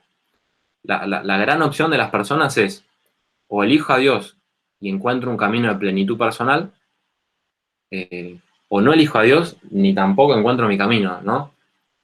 Una vez que renuncias a Dios, también renuncias a la libertad, y una vez que renuncias a la libertad, también renuncias a Dios. O sea, la postura de Santo Tomás es tan fuerte que la opción es esa. La verdadera opción no es Dios o el hombre, sino Dios y el hombre o nada, ¿no? Bueno, ustedes elegirán. Bueno, alguna, no sé, lo que quieran decir, o algo que quedó pendiente, o... A mí me quedó una duda. Sí, yo tengo... Sí. Preguntaos. Dale, que me quedó de antes, del conocimiento de Dios. Dios entonces podría conocer todo lo que yo podría hacer, ¿no? Sí. En mi futuro. Uh-huh. Sí. Todas las posibilidades. Claro. Santo Tomás dice que Dios tiene dos tipos de conocimiento, ¿no? Que en realidad en él no son distintos. Dios tiene, el conocimiento de Dios se identifica con lo que él es. En nuestro caso no, nosotros no somos nuestro conocer, sino cuando conoceríamos seríamos otra cosa. Pero en Dios sí, Dios es lo que es, el conocimiento de Dios se identifica con su esencia, ¿no? Entonces, Dios, podemos distinguir racionalmente, no realmente, dos tipos de conocimiento. Uno es el conocimiento que Dios tiene de todo lo posible, ¿no? O sea, Dios conoce, conociéndose a sí mismo, todo lo que podría haber pasado, todo lo que no pasa, y todo lo que tampoco va a pasar, o sea, todo lo posible. Ya sea respecto de él, o sea, todo lo que él podría hacer, o respecto de vos, ¿no? O sea, Dios conoce todos los infinitos mundos posibles, digamos así, de cosas que vos podrías hacer, o podrías haber hecho, o podrías estar haciendo, y nunca vas a hacer, nunca la estás haciendo, y nunca la hiciste, ¿no? Todo eso Dios lo conoce. Pero también Dios conoce todas las cosas que fueron, que son y van a ser, y repito, ¿no? Con un conocimiento causal, causando esas cosas. Pero sí, Dios conoce todas las posibilidades de ser, ¿no? Claro, gracias. Yo quería preguntar qué pasa con el pecado, ¿no? Porque ciertamente Dios está en todo nuestro obrar, ¿no? Pero comúnmente se dice que al pecar nos separamos, Sí. elegimos un mal, ¿no? Pero en ese caso, entonces, Dios también elegiría un mal, o... Claro, sí, justamente eso, Dios obraría mal en nosotros, y me parece que no tiene sentido eso. Bien, bueno. Bueno, ese problema es sumamente difícil, es más difícil que acabamos de ver. ¿Por qué? Porque imagínense este planteo y metemos el tema del mal, van a ver lo complicado que es. Fíjense, dice, si cuando Dios conoce, causa las cosas, nos podemos preguntar, ¿cómo conoce Dios un acto libre malo? ¿No? Le agregamos el malo. Y van a ver cómo se complica todo. ¿Por qué? Porque lo conoce porque alguien decidió hacer el mal. Bueno, entonces, aparentemente salvamos la libertad, ¿no? Yo quise hacer algo malo, pero Dios no solo deja de ser omnipotente, bueno, Dios deja de ser omnipotente, pero el problema aparece ahora, ¿no? ¿Por qué? Porque alguien decidió hacer el mal, porque Dios así lo conoce, bueno, entonces parecería que sabemos la omnipotencia porque le quitamos la libertad al hombre, pero el problema es este, ¿no? Que si en la primera opción, ¿no? Si lo conoce porque alguien decidió hacer el mal, entonces no solo nosotros determinaríamos a Dios en el conocer, sino que determinaríamos a Dios en el mal, ¿no? O sea, que haríamos que Dios conozca algo malo, ¿no? Y respecto a la segunda posibilidad, si alguien decidió hacer el mal porque Dios así lo conoce, entonces Dios quiere que alguien haga el mal. Entonces Dios sería malo, y lo que nosotros haríamos tampoco, o sea, no tenemos responsabilidad de hacerlo. O sea, no seríamos libres, pero tampoco sería mal lo que haríamos. Entonces se mezcla todo un problema. Entonces, lo que hay que decir, así resumidamente, es que Dios es causa primera absolutamente de todo el bien, ¿no? Dios es causa de todo el bien, pero respecto del mal no lo causa de ninguna manera, ¿no? O sea, Dios no causa el mal ni directa, ni indirectamente, ni como causa primera, ni absolutamente bajo ningún aspecto, ¿no? La única causa del mal es la criatura. ¿Pero por qué? Porque el mal no es un ser, sino que es como una ausencia, no es una carencia. Cuando alguien está ciego, por ejemplo, no es algo que tiene, en realidad es algo que no tiene, o sea, ausencia de visión, ¿no? Entonces, como el mal es un cierto no ser, la causa del mal no es tanto algo que una persona hace, sino lo que una persona no hace, ¿no?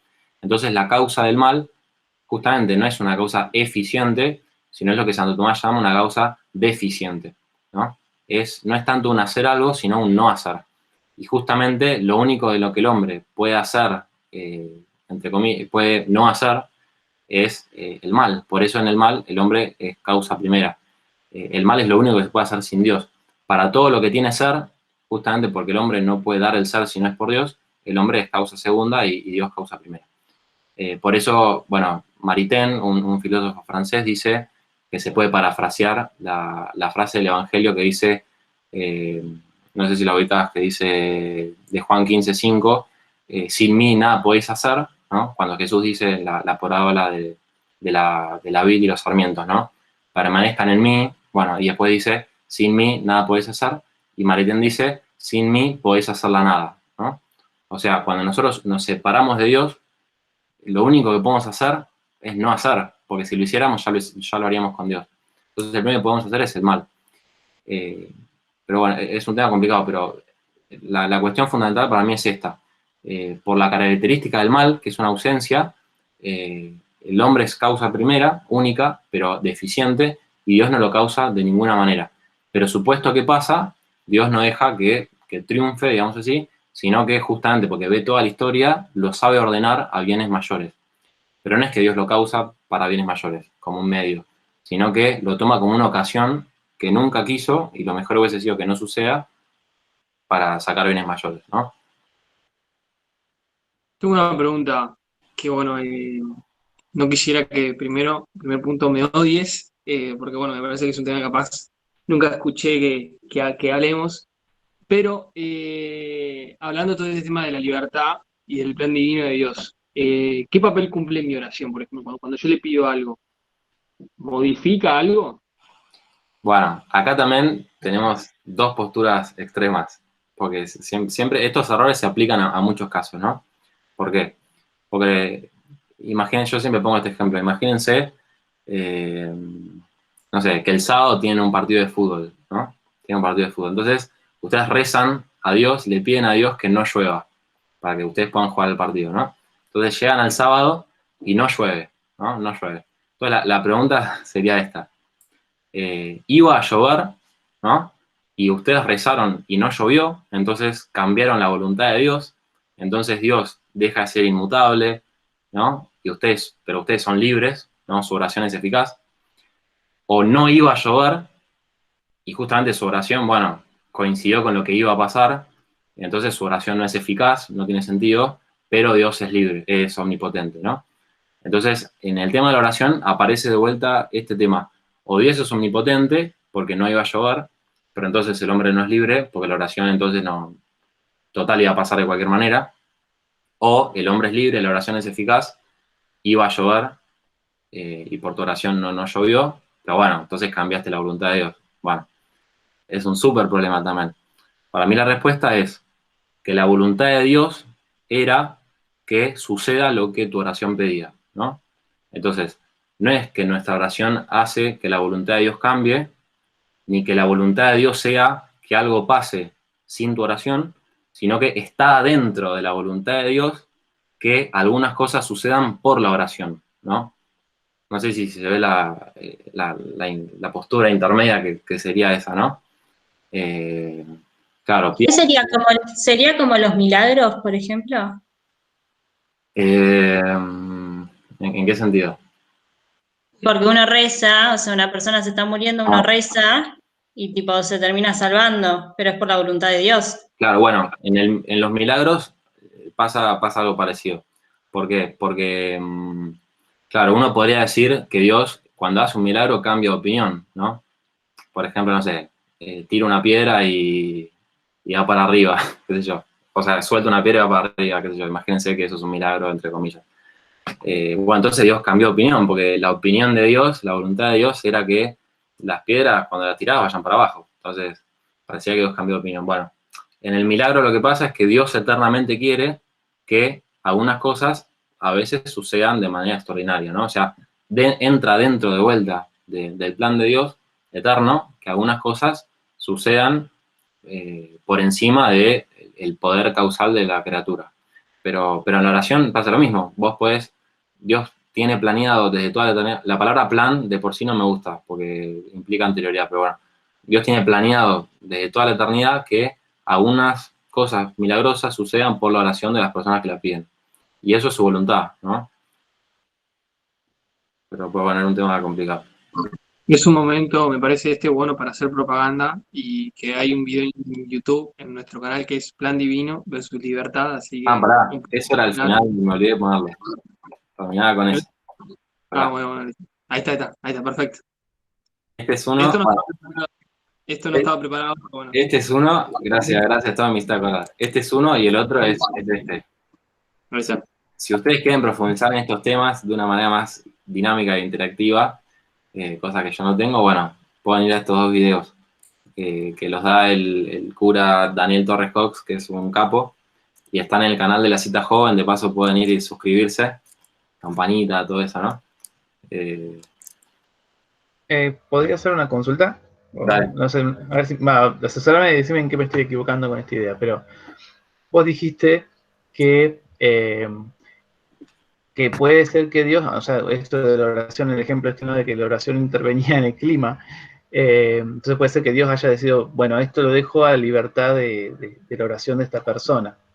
Entonces, de alguna manera, al rezar o al pedir a Dios algo, de alguna manera estamos creando la realidad.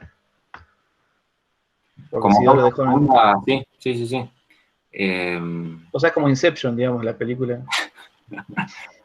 Y sí, o sea, tu oración es una manera de causar, ¿no? Nosotros muchas veces pedimos sin tener en cuenta que lo que nosotros pedimos es grosso, porque realmente estamos queriendo que Dios haga algo en la realidad, ¿no? Y que tenga un efecto real. Y en ese sentido nuestra oración es causa. Ahora, no es causa la manera de que yo cuando agarro un martillo y le pego a la pared, quizás no es tan visible, pero sí se producen efectos reales gracias a mi oración, que Dios la tenía en cuenta desde toda la eternidad. Por eso pasa lo mismo que con el mal. O sea, hay cosas que Dios desde toda la eternidad tenía dispuestas que sucedan por la oración, que porque yo no las pedí, no sucedieron, ¿no?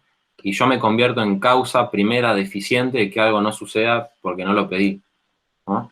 O sea, hay muchas gracias que nosotros hubiésemos podido tener por la oración que Dios nos quería conceder si nosotros rezábamos, que por no rezar no las tenemos, ¿no? Así como Dios quiere hacer un montón de cosas con nosotros, que si nos dejamos van a pasar, pero si ponemos un impedimento, como puede ser la causa del mal, se va a producir el mal y no va a pasar, ¿no?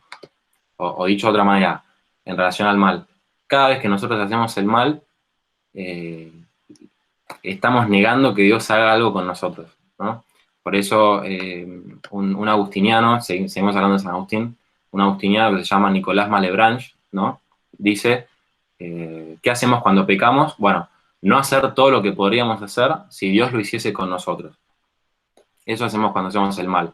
No hacer todo lo que nosotros podríamos hacer si Dios lo hiciese con nosotros.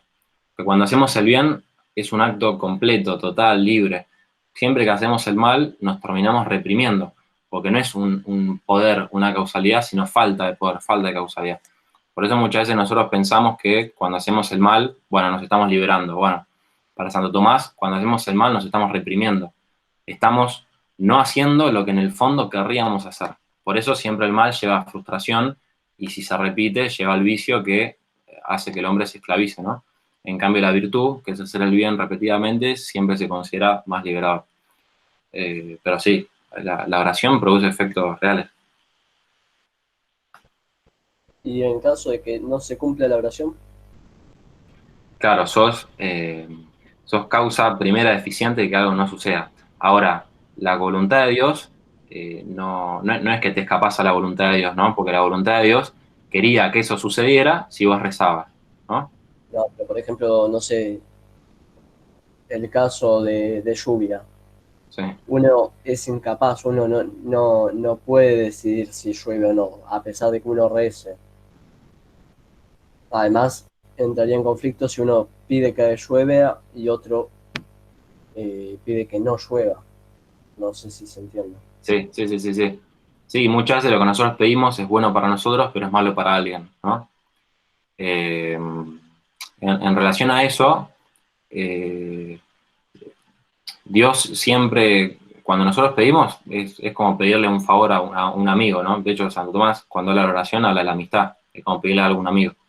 Y nuestro amigo sabe, justamente porque nos conoce y nos ama, que es bueno para nosotros y que no. Entonces, si yo le pido a un amigo, che, no sé, me compras 5.000 litros de cerveza y yo conociendo a mi amigo no se los voy a dar, ¿no? Porque le quiero hacer un bien. Entonces, la oración muchas veces empieza como por caprichos personales, quizás, esto es medio general, pero bueno, y siempre tiene que terminar tratando de que la oración coincida con lo que Dios quiere, ¿no? O sea, la oración en última instancia es como un trabajo, por eso nosotros hablamos del combate, la oración como un combate. En el catecismo aparece así, cuando sale al final del catecismo la oración, aparece como un combate. Bueno, porque también es la lucha de tratar de adecuar lo que yo quiero y pido con lo que Dios quiere darme a mí, ¿no? Entonces muchas veces la oración no se cumple. Es verdad, Dios no te da todo lo que le pedís. Pero bueno, lo que sí, a las personas buenas, Dios siempre hace que todo coopere para su bien. En cambio, las personas malas, eh, supuesto que son malas, Dios usa su maldad no para bien de ellas, porque sería injusto, sino para bien de los buenos. Eso es importante también. Por el hecho también de que una vez leí que Dios no puede atropellar la voluntad humana, sino que Él actúa como un rol de padre, ¿no? Y es por eso que Él permite algunas cosas y hay otras que no. Sí, sí, sí, sí.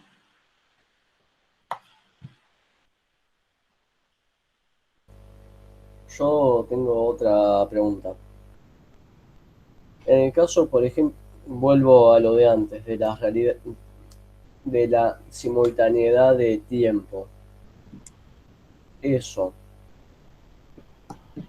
al mismo tiempo de uno ser libre, ¿no crearía como, ya me meto en otro tema, pero universos múltiples dadas las elecciones de cada persona? No sé si se entiende. Sí, sí, sí, sí. A ver. O sea, Dios conoce todos los mundos posibles, digamos así. O sea, los escenarios, los universos que tienen una característica consistente y puede ser creable, ¿no? Un estado de cosas que puede ser hecho, bueno, Dios conoce todos esos. O sea, Dios conoce un universo donde yo levanté la mano izquierda y ahora levanto la derecha y no lo hice. Entonces, bueno, todas las posibilidades Dios las conoce. El tema es que esas múltiples posibilidades están en la mente de Dios, no son algo que existen en la realidad. En la realidad, el futuro, en el instante en que va a ser para nosotros y es para Dios, es ese y no puede ser otro, ¿no? Entonces, no sean distintas posibilidades así reales según nosotros. Por lo menos en ese mismo instante en el que se hace algo. Obviamente que antes de hacer algo hay muchísimas posibilidades, ¿no? No infinitas, pero hay muchas. Qué sé yo estoy en un cuarto, ¿cuántas cosas puedo hacer acá? Qué sé yo, no sé. Pararme, dar vuelta con la silla, no sé. Antes de que yo haga una de esas hay un montón de posibilidades. Pero Dios conoce no solo esas posibilidades, ¿no?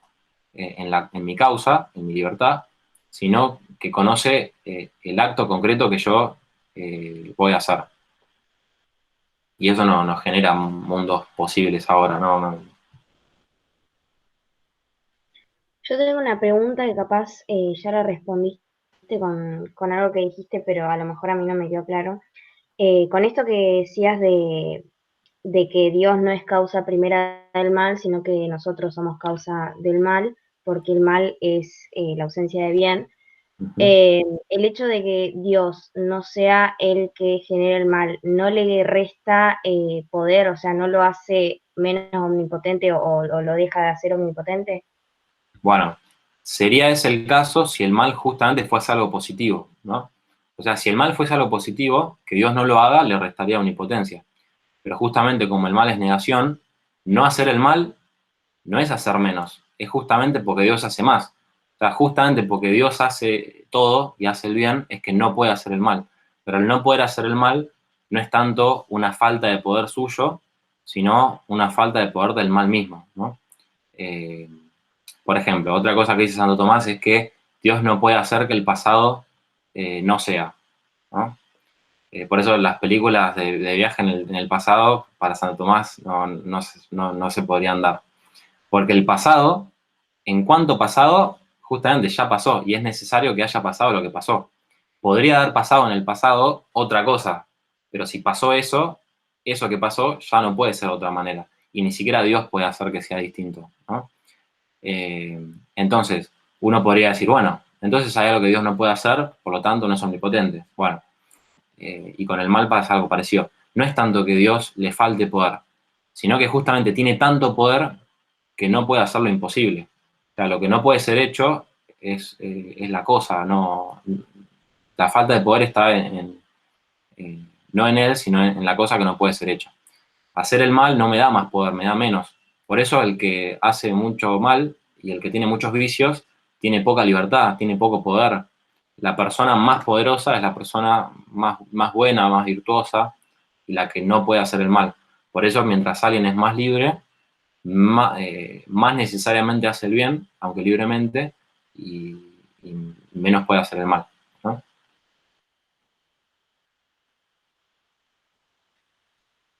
Igual, admito que ese también es un problema difícil. O sea, el tema de que Dios se llama la impecabilidad de Dios, ¿no? Que Dios es impecable, que no puede pecar. ¿Cómo se relaciona eso con que Dios es omnipotente? Bueno, eso también fue toda una discusión. Pero me parece que va por ahí.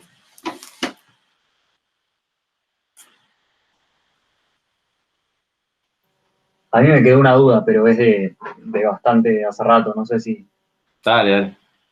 es con lo de que Jesús, con lo que Dios puede crear y elige crear seres contingentes y no necesarios.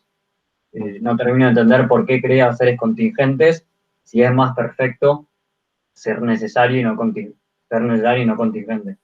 No sé si se entiende la pregunta. Sí. Santo Tomás piensa que no, piensa que es más perfecto un universo con muchos grados de ser, ¿no?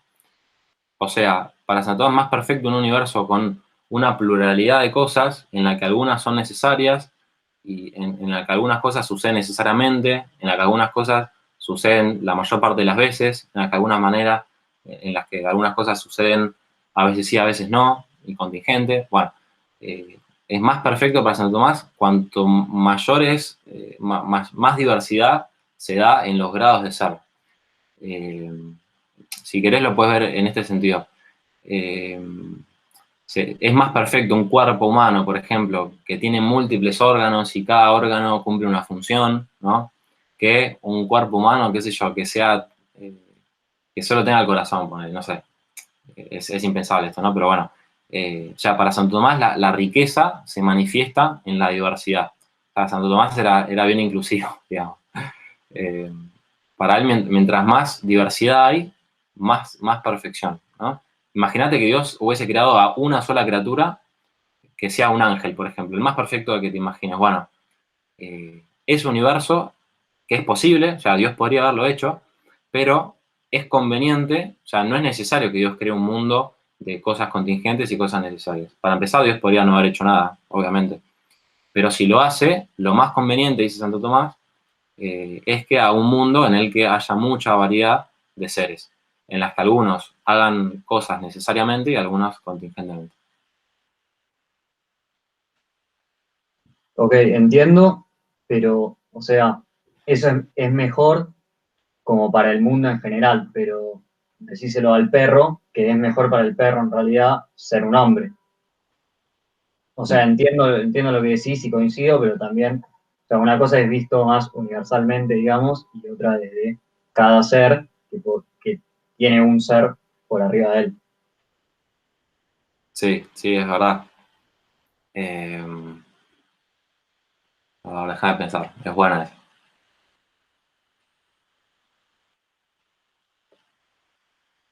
Pasa que me parece que cada parte, de alguna manera también le conviene ser esa parte, ¿no? Porque, por ejemplo, no sé, si vos considerás al cuerpo humano, la perfección de la mano, ¿no? Es servir a todo el conjunto del cuerpo, ¿no? Entonces, está bueno que la mano no sea el oído y el oído no sea la mano y el ojo sea más perfecta que la mano, más perfecto que la mano, ¿no? Y para la mano misma también. De hecho, la mano, aunque no tenga libertad, obviamente, y lo digo así, es preferible perder la mano no sé, a perder la cabeza, qué sé yo. O sea, la mano como parte se sacrifica para el bien del todo. Bueno, de alguna manera pasa algo parecido con el universo en general en relación a ese tipo de cosas, porque esto no vale si nosotros hablamos de las personas. Las personas no son simplemente un bien particular que están orientados al bien del universo en su conjunto, sino que cada persona, esto lo dice Maritain, cada persona es como un universo de por sí. Cada persona es única y irrepetible, ¿no? Entonces, en el mundo material es verdad que el bien de unos es el mal de otros. Lamentablemente es así, pero es bueno que sea así. ¿Por qué? Porque el mal de la gacela es el bien del león, pero justamente que haya leones es bueno, ¿no? Sí, o sea, si Dios, para hacer que la gacela no sufra, tendría que haber creado un mundo sin leones, o por lo menos leones herbívoros, lo cual sería rarísimo. Entonces, como es bueno que exista el león, bueno, Dios permite que las gacelas mueran, ¿no? Y es así, Dios no puede hacer que la gacela viva para siempre. Bueno, ahora, en relación al hombre, no necesariamente el bien de uno es el mal de otros, en sentido fuerte, ¿no? En el sentido de salvación, pienso. O sea, Dios no es que eligió salvar a algunos y por salvar a unos otros se tienen que condenar, como para salvar al león, bueno, se tiene que condenar la gacela. No, en el caso del hombre no pasa eso. Porque eso pasa con bienes materiales que no pueden tenerse infinitamente.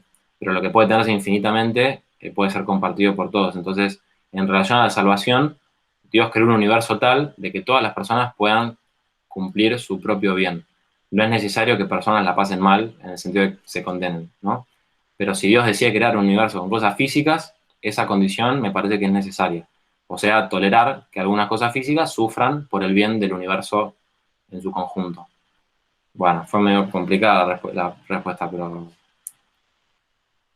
me parece que va por ahí. Buenísimo, gracias. Sí, entendí. Y me quedó otra duda antes con el tema del tiempo. No sé si ya me voy demasiado igual. No, tenemos tiempo, así que. Bueno. Nada, que cuando vos decías que nuestra hora no es igual que la hora de Dios. Sí. Eso lo entiendo perfecto, pero en realidad, o sea, ¿Dios tiene una hora? O sea, porque como que no hay tiempo en realidad en Dios. Claro. Sí, o sea, en un sentido nuestra hora es como la hora de Dios, en el sentido de que los dos son presentes o simultáneos, pero en un sentido no, en cuanto que nuestra hora es bastante deficiente, digamos. O sea, el tema del tiempo muchas veces nos lleva a pensar a nosotros la radical pobreza ontológica que tenemos. O sea, porque, o sea, en nuestro instante es como que todo se pierda y tenemos muy poco. Todos nosotros, no sé cuántos años tienen todos, pero bueno, todavía les queda mucho por perfeccionar. Entonces, nuestro instante se queda muchas veces corto. Hay muchas cosas que nos faltan, muchas cosas que querríamos hacer, bueno. Y en ese sentido, el instante de Dios es totalmente distinto, porque el instante de Dios no es, bueno, un momento que puede decrecer o puede aumentar, no. El instante de Dios es lo que decía antes, ¿no? Total, perfecta y simultáneamente toda la vida, ¿no? Y vida como perfección, o sea, es un instante totalmente acabado y actual, donde no se le puede sumar nada, porque todo lo que se le pueda sumar ya lo tiene, ¿no? Entonces, en ese sentido es radicalmente distinto. En ese sentido es más parecido el instante de Dios a todo el tiempo considerado en su conjunto que el instante nuestro, ¿no? Acá va mi única acotación. Claro, como que en Dios no hay un antes y un después, sino como que. No, pero no te rías, che, que me hace reír vos. Como que en Dios hay un eterno presente, ¿no? Sí. Eso es como que, bueno, si hablamos de un antes y un después, bueno, ese es el tema. Es uno de los atributos divinos. Temas teológicos. Vaya. Bueno, el teólogo. Vamos, Harry Potter. Bueno, ya estamos llegando a las 12. No sé si algunos si están cansados como para irse o si alguno quiere decir algo más. Yo jodo por última Dale. vez. El tema del mal lo entendí. Pero el tema, no digo del mal, de la desgracia. Del punto que no es causa de libre albedrío, sino que es un mal que le ocurre a una persona, por ejemplo, no sé, una madre que pierda a su hijo. A su hijo, no sé, infante. Claro. Que, ¿Qué pasa ahí? ¿Qué pasa ahí? Bueno, Sí, ¿qué pasó? bueno, como vos mismo te das cuenta, hay distintas clases de mal, ¿no? Por ejemplo, recién decíamos no sé, la gacela que se muera, bueno, es un mal para la gacela. Ese tipo de mal se llama clásicamente mal físico o mal de naturaleza, ¿no? Y la solución a ese tipo de mal es que ese mal es permitido por Dios, o mejor dicho, es causado indirectamente. Dios causa indirectamente ese mal. Santo Tomás dice que lo admite, ¿no? Que de alguna manera Dios lo quiere, justamente porque quiere el bien del universo físico. Entonces, el bien del universo físico exige que algunas criaturas materiales particulares sufran. Bueno, ese es el mal físico. Después está el mal moral de culpa, que es, como vos decís, el mal libre, hecho libremente. Ese tipo de mal Dios no lo causa no solo directamente, sino ni siquiera indirectamente. Dios no lo causa de ninguna manera. La única causa del pecado somos nosotros. Bueno, Dios se dice que permite, ¿no? Permitir es no impedir que suceda algo que no querés de ninguna manera. Y supuesto que suceda, lo tomás como una ocasión para ordenarlo hacia bienes mayores, sobre todo en el orden de la gracia, ¿no? No es que, bueno, alguien mata a alguien y simultáneamente pasa algo bueno. No, puede llegar a pasar después de mucho tiempo, puede llegar a pasar sin que alguien lo note, porque sobre todo es en el orden sobrenatural. Después está el mal moral de pena, ¿no? Que también se puede llamar castigo, ¿no? O penalidad, que ese Dios lo causa indirectamente, ¿no? ¿Por qué? Porque Dios, queriendo directamente la justicia, quiere indirectamente que algunas personas reciban su merecido, ¿no? Así como es bueno que un legislador, por ejemplo, supuesto que una persona mate, bueno, queriendo el bien de la justicia, quiere indirectamente que esa persona que mató vaya a la cárcel. ¿Es malo que vaya a la cárcel? Y sí, no, ¿no? Como el mal físico. ¿Es malo que una gacela muera? Y sí, no, es malo para ella, pero es un bien para el todo. Bueno, con el mal moral de pena o castigo pasa lo mismo.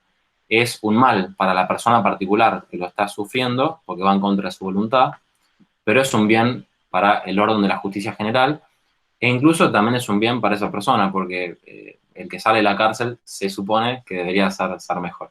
Pero bueno. Y el más difícil es el caso que planteaste vos, ¿no? Que es lo que se llama el misterio de la iniquidad, que es el sufrimiento injusto. O sea, que alguien padezca algo, un mal por algo que él no hizo. O sea, un mal moral de pena por un mal moral de culpa de otra persona, no mía, ¿no? Ese problema es muy difícil, pero si a vos por ese problema terminás negando a Dios, por ejemplo, que puede pasar, muchas veces pasa que una persona, no sé, se le muere el hijo, cosas por ese estilo, y termina negando a Dios, eso pasa, ¿no? Bueno, en realidad cuando haces eso, de alguna manera estás negando que eso haya sido malo, ¿no? Pero bueno, no nos vamos a meter por ese lado. Para mí, un poco la respuesta sería que el sufrimiento injusto, para empezar, no te hace malo. Para mí eso ya es importante, ¿no? Por ejemplo, si a mí, no sé, viene un ladrón y me roba, que es, una desgracia, como decís vos, es malo, pero no es el mal absolutamente, ¿no? ¿Por qué? Porque es peor ser el ladrón, ¿no? Entonces, incluso puede ser algo muy bueno para mí. Yo puedo aprovechar que a mí me robaron para, por ejemplo, darme cuenta que no necesitaba eso, ¿no? Y entonces, bueno, me sirve para ser más austero, más humilde, o por ejemplo, no sé, si pienso más materialistamente, bueno, me sirve para comprar un mejor celular, qué sé yo. O sea, pueden salir bienes, ¿no? A partir de esa ocasión. Para mí, por ahí iría un poco la respuesta, ¿no? Pero bueno, en última instancia, todas las cosas que pasan solo te hacen malo si vos querés que te hagan malo, ¿no? Y que te hagan malo, eso es lo peor. Por eso cualquier desgracia no es tanto una desgracia, es algo que vos quieras. De hecho, cualquier desgracia puede ser tomada, repito, para crecer y ser mejor. Pero bueno, Dios no va a dejar que ninguna persona padezca una desgracia si no sabe que a partir de eso puede llegar a crecer, ¿no? Perfecto. Si puedo contar algo más con eso que, por ejemplo, no sé, como cuando rezamos antes, querría haber muerto que haberte ofendido, ¿no? O sea, es preferible morirme antes de causar un mal peor, un mal mortal, ¿no? Un pecado mortal. Tal cual, sí. Bueno, a Judas le dice lo mismo, ¿no? Más te valdría no haber nacido que haberme traicionado. Claro. Sí, sí, sí, sí. Igual ahora con el ley normal, o sea, el pecado mortal y venial, estaba pensando que justamente a veces la diferencia en un pecado puede ser venial, no porque la falta sea grave, sino porque había, me sale condiciones de contorno, diríamos en física, pero había cosas de tu ambiente, con situaciones, una situación de vida o algo que te dificultó ejercer con completa libertad ese mal. Entonces, por eso lo se considera como un pecado menor y es venial, ¿no? Entonces, no, es como que me hace un poco de ruido esto de decir, bueno, no importa la situación en la que estés y lo mal que estés pasando, no es excusa para no hacer el bien. Y de alguna manera, cuando clasificas en venial y mortal, estás diciendo, sí, es un poco excusa, digamos, porque, mirá, este chabón vive una situación horrible y entonces, nada, hizo lo que pudo, pero bueno, no pudo contra esas cosas y terminó haciendo el mal, ¿no? Qué sé yo, siendo un ladrón, siendo, no sé, mala persona, maltratando a sus hijos cuando fue maltratado él antes, ¿no? Y uno dice, bueno, pobre, la verdad, por la vida que tuvo. Claro. Y entonces me hace un poco de ruido eso, no sé si cómo compatibilizarlo, pero... Sí, o sea, me parece que tenés razón. Cuanto las condiciones son más propensas a llevarte a algo, bueno, muy difícil no seguir la corriente, ¿no? Pero en todo caso, está tu libertad para dejarte llevar, ¿no? O sea, no me gustaría que digamos que todo es condicionamiento, porque, o sea, imagínate que vos, porque lo peor de decir que todo es condicionamiento es que terminás negando el mal que al principio querías afirmar. ¿En qué sentido? Si vos decís que la persona que, no sé, nació en la villa y no tuvo nada y pobre y lo que vos quieras, supongamos, ¿no? Bueno, y por eso roba, entonces lo que estás haciendo es justificar de que está robando y en definitiva no pasa nada, ¿no? Porque no fue su culpa, sino de su contexto. Es verdad que muchas veces hay que ver el grado de participación que tiene esa persona cuando hace eso, porque es verdad que muchas veces es por el ambiente. Pero para mí siempre queda un grado mínimo o básico de determinación propia, de aunque sea la decisión de cómo asumir todos esos condicionamientos, ¿no? O sea, vos tenés condicionamientos y determinantes. Lo que te condiciona no te determina, ¿no? Lo que te determina tampoco determina las condiciones, pero bueno, pero sí determina cómo asumirlas. Joaco, vos querías decir algo. Si determina, Dale. no, que si las cosas, o sea, digamos, si el ambiente determina, entonces tampoco habría mérito en las cosas que uno hace bien.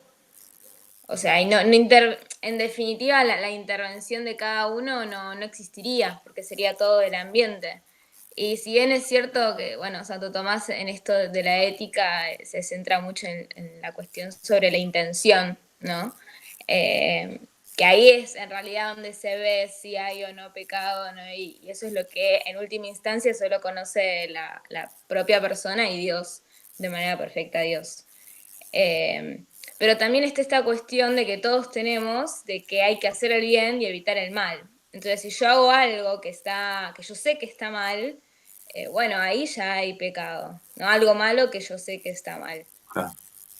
Y eso lo tenemos todos, digamos, alguien que nació en un contexto distinto sabe que hay ciertas cosas que está mal. Puede ser que, digamos, que de alguna manera eso sea menos grave o lo que fuera, no que lo justifique, pero de todas maneras, digamos, hay una conciencia que es natural a eso. Claro. No es que hay una tabla de cosas que hay que hacer y cosas que no hay que hacer, como, no sé, una lista de 100 cosas que no se pueden hacer y nada por el estilo. Pero bueno, sí está esta determinación, o sea, cualquiera te diría, sí, el bien hay que hacerlo y el mal hay que evitarlo. Yo la idea que pensaba era que, bueno, en el mismo evangelio que dice Jesús, al que se le dio mucho, se le pedirá mucho más. Y también los talentos. A alguno le dio 10 talentos, a otro 5, a otro 1. Lo importante es que, aunque tengas uno, no lo entierres, digamos. Así que creo que va por ese lado también. Sí. Sí.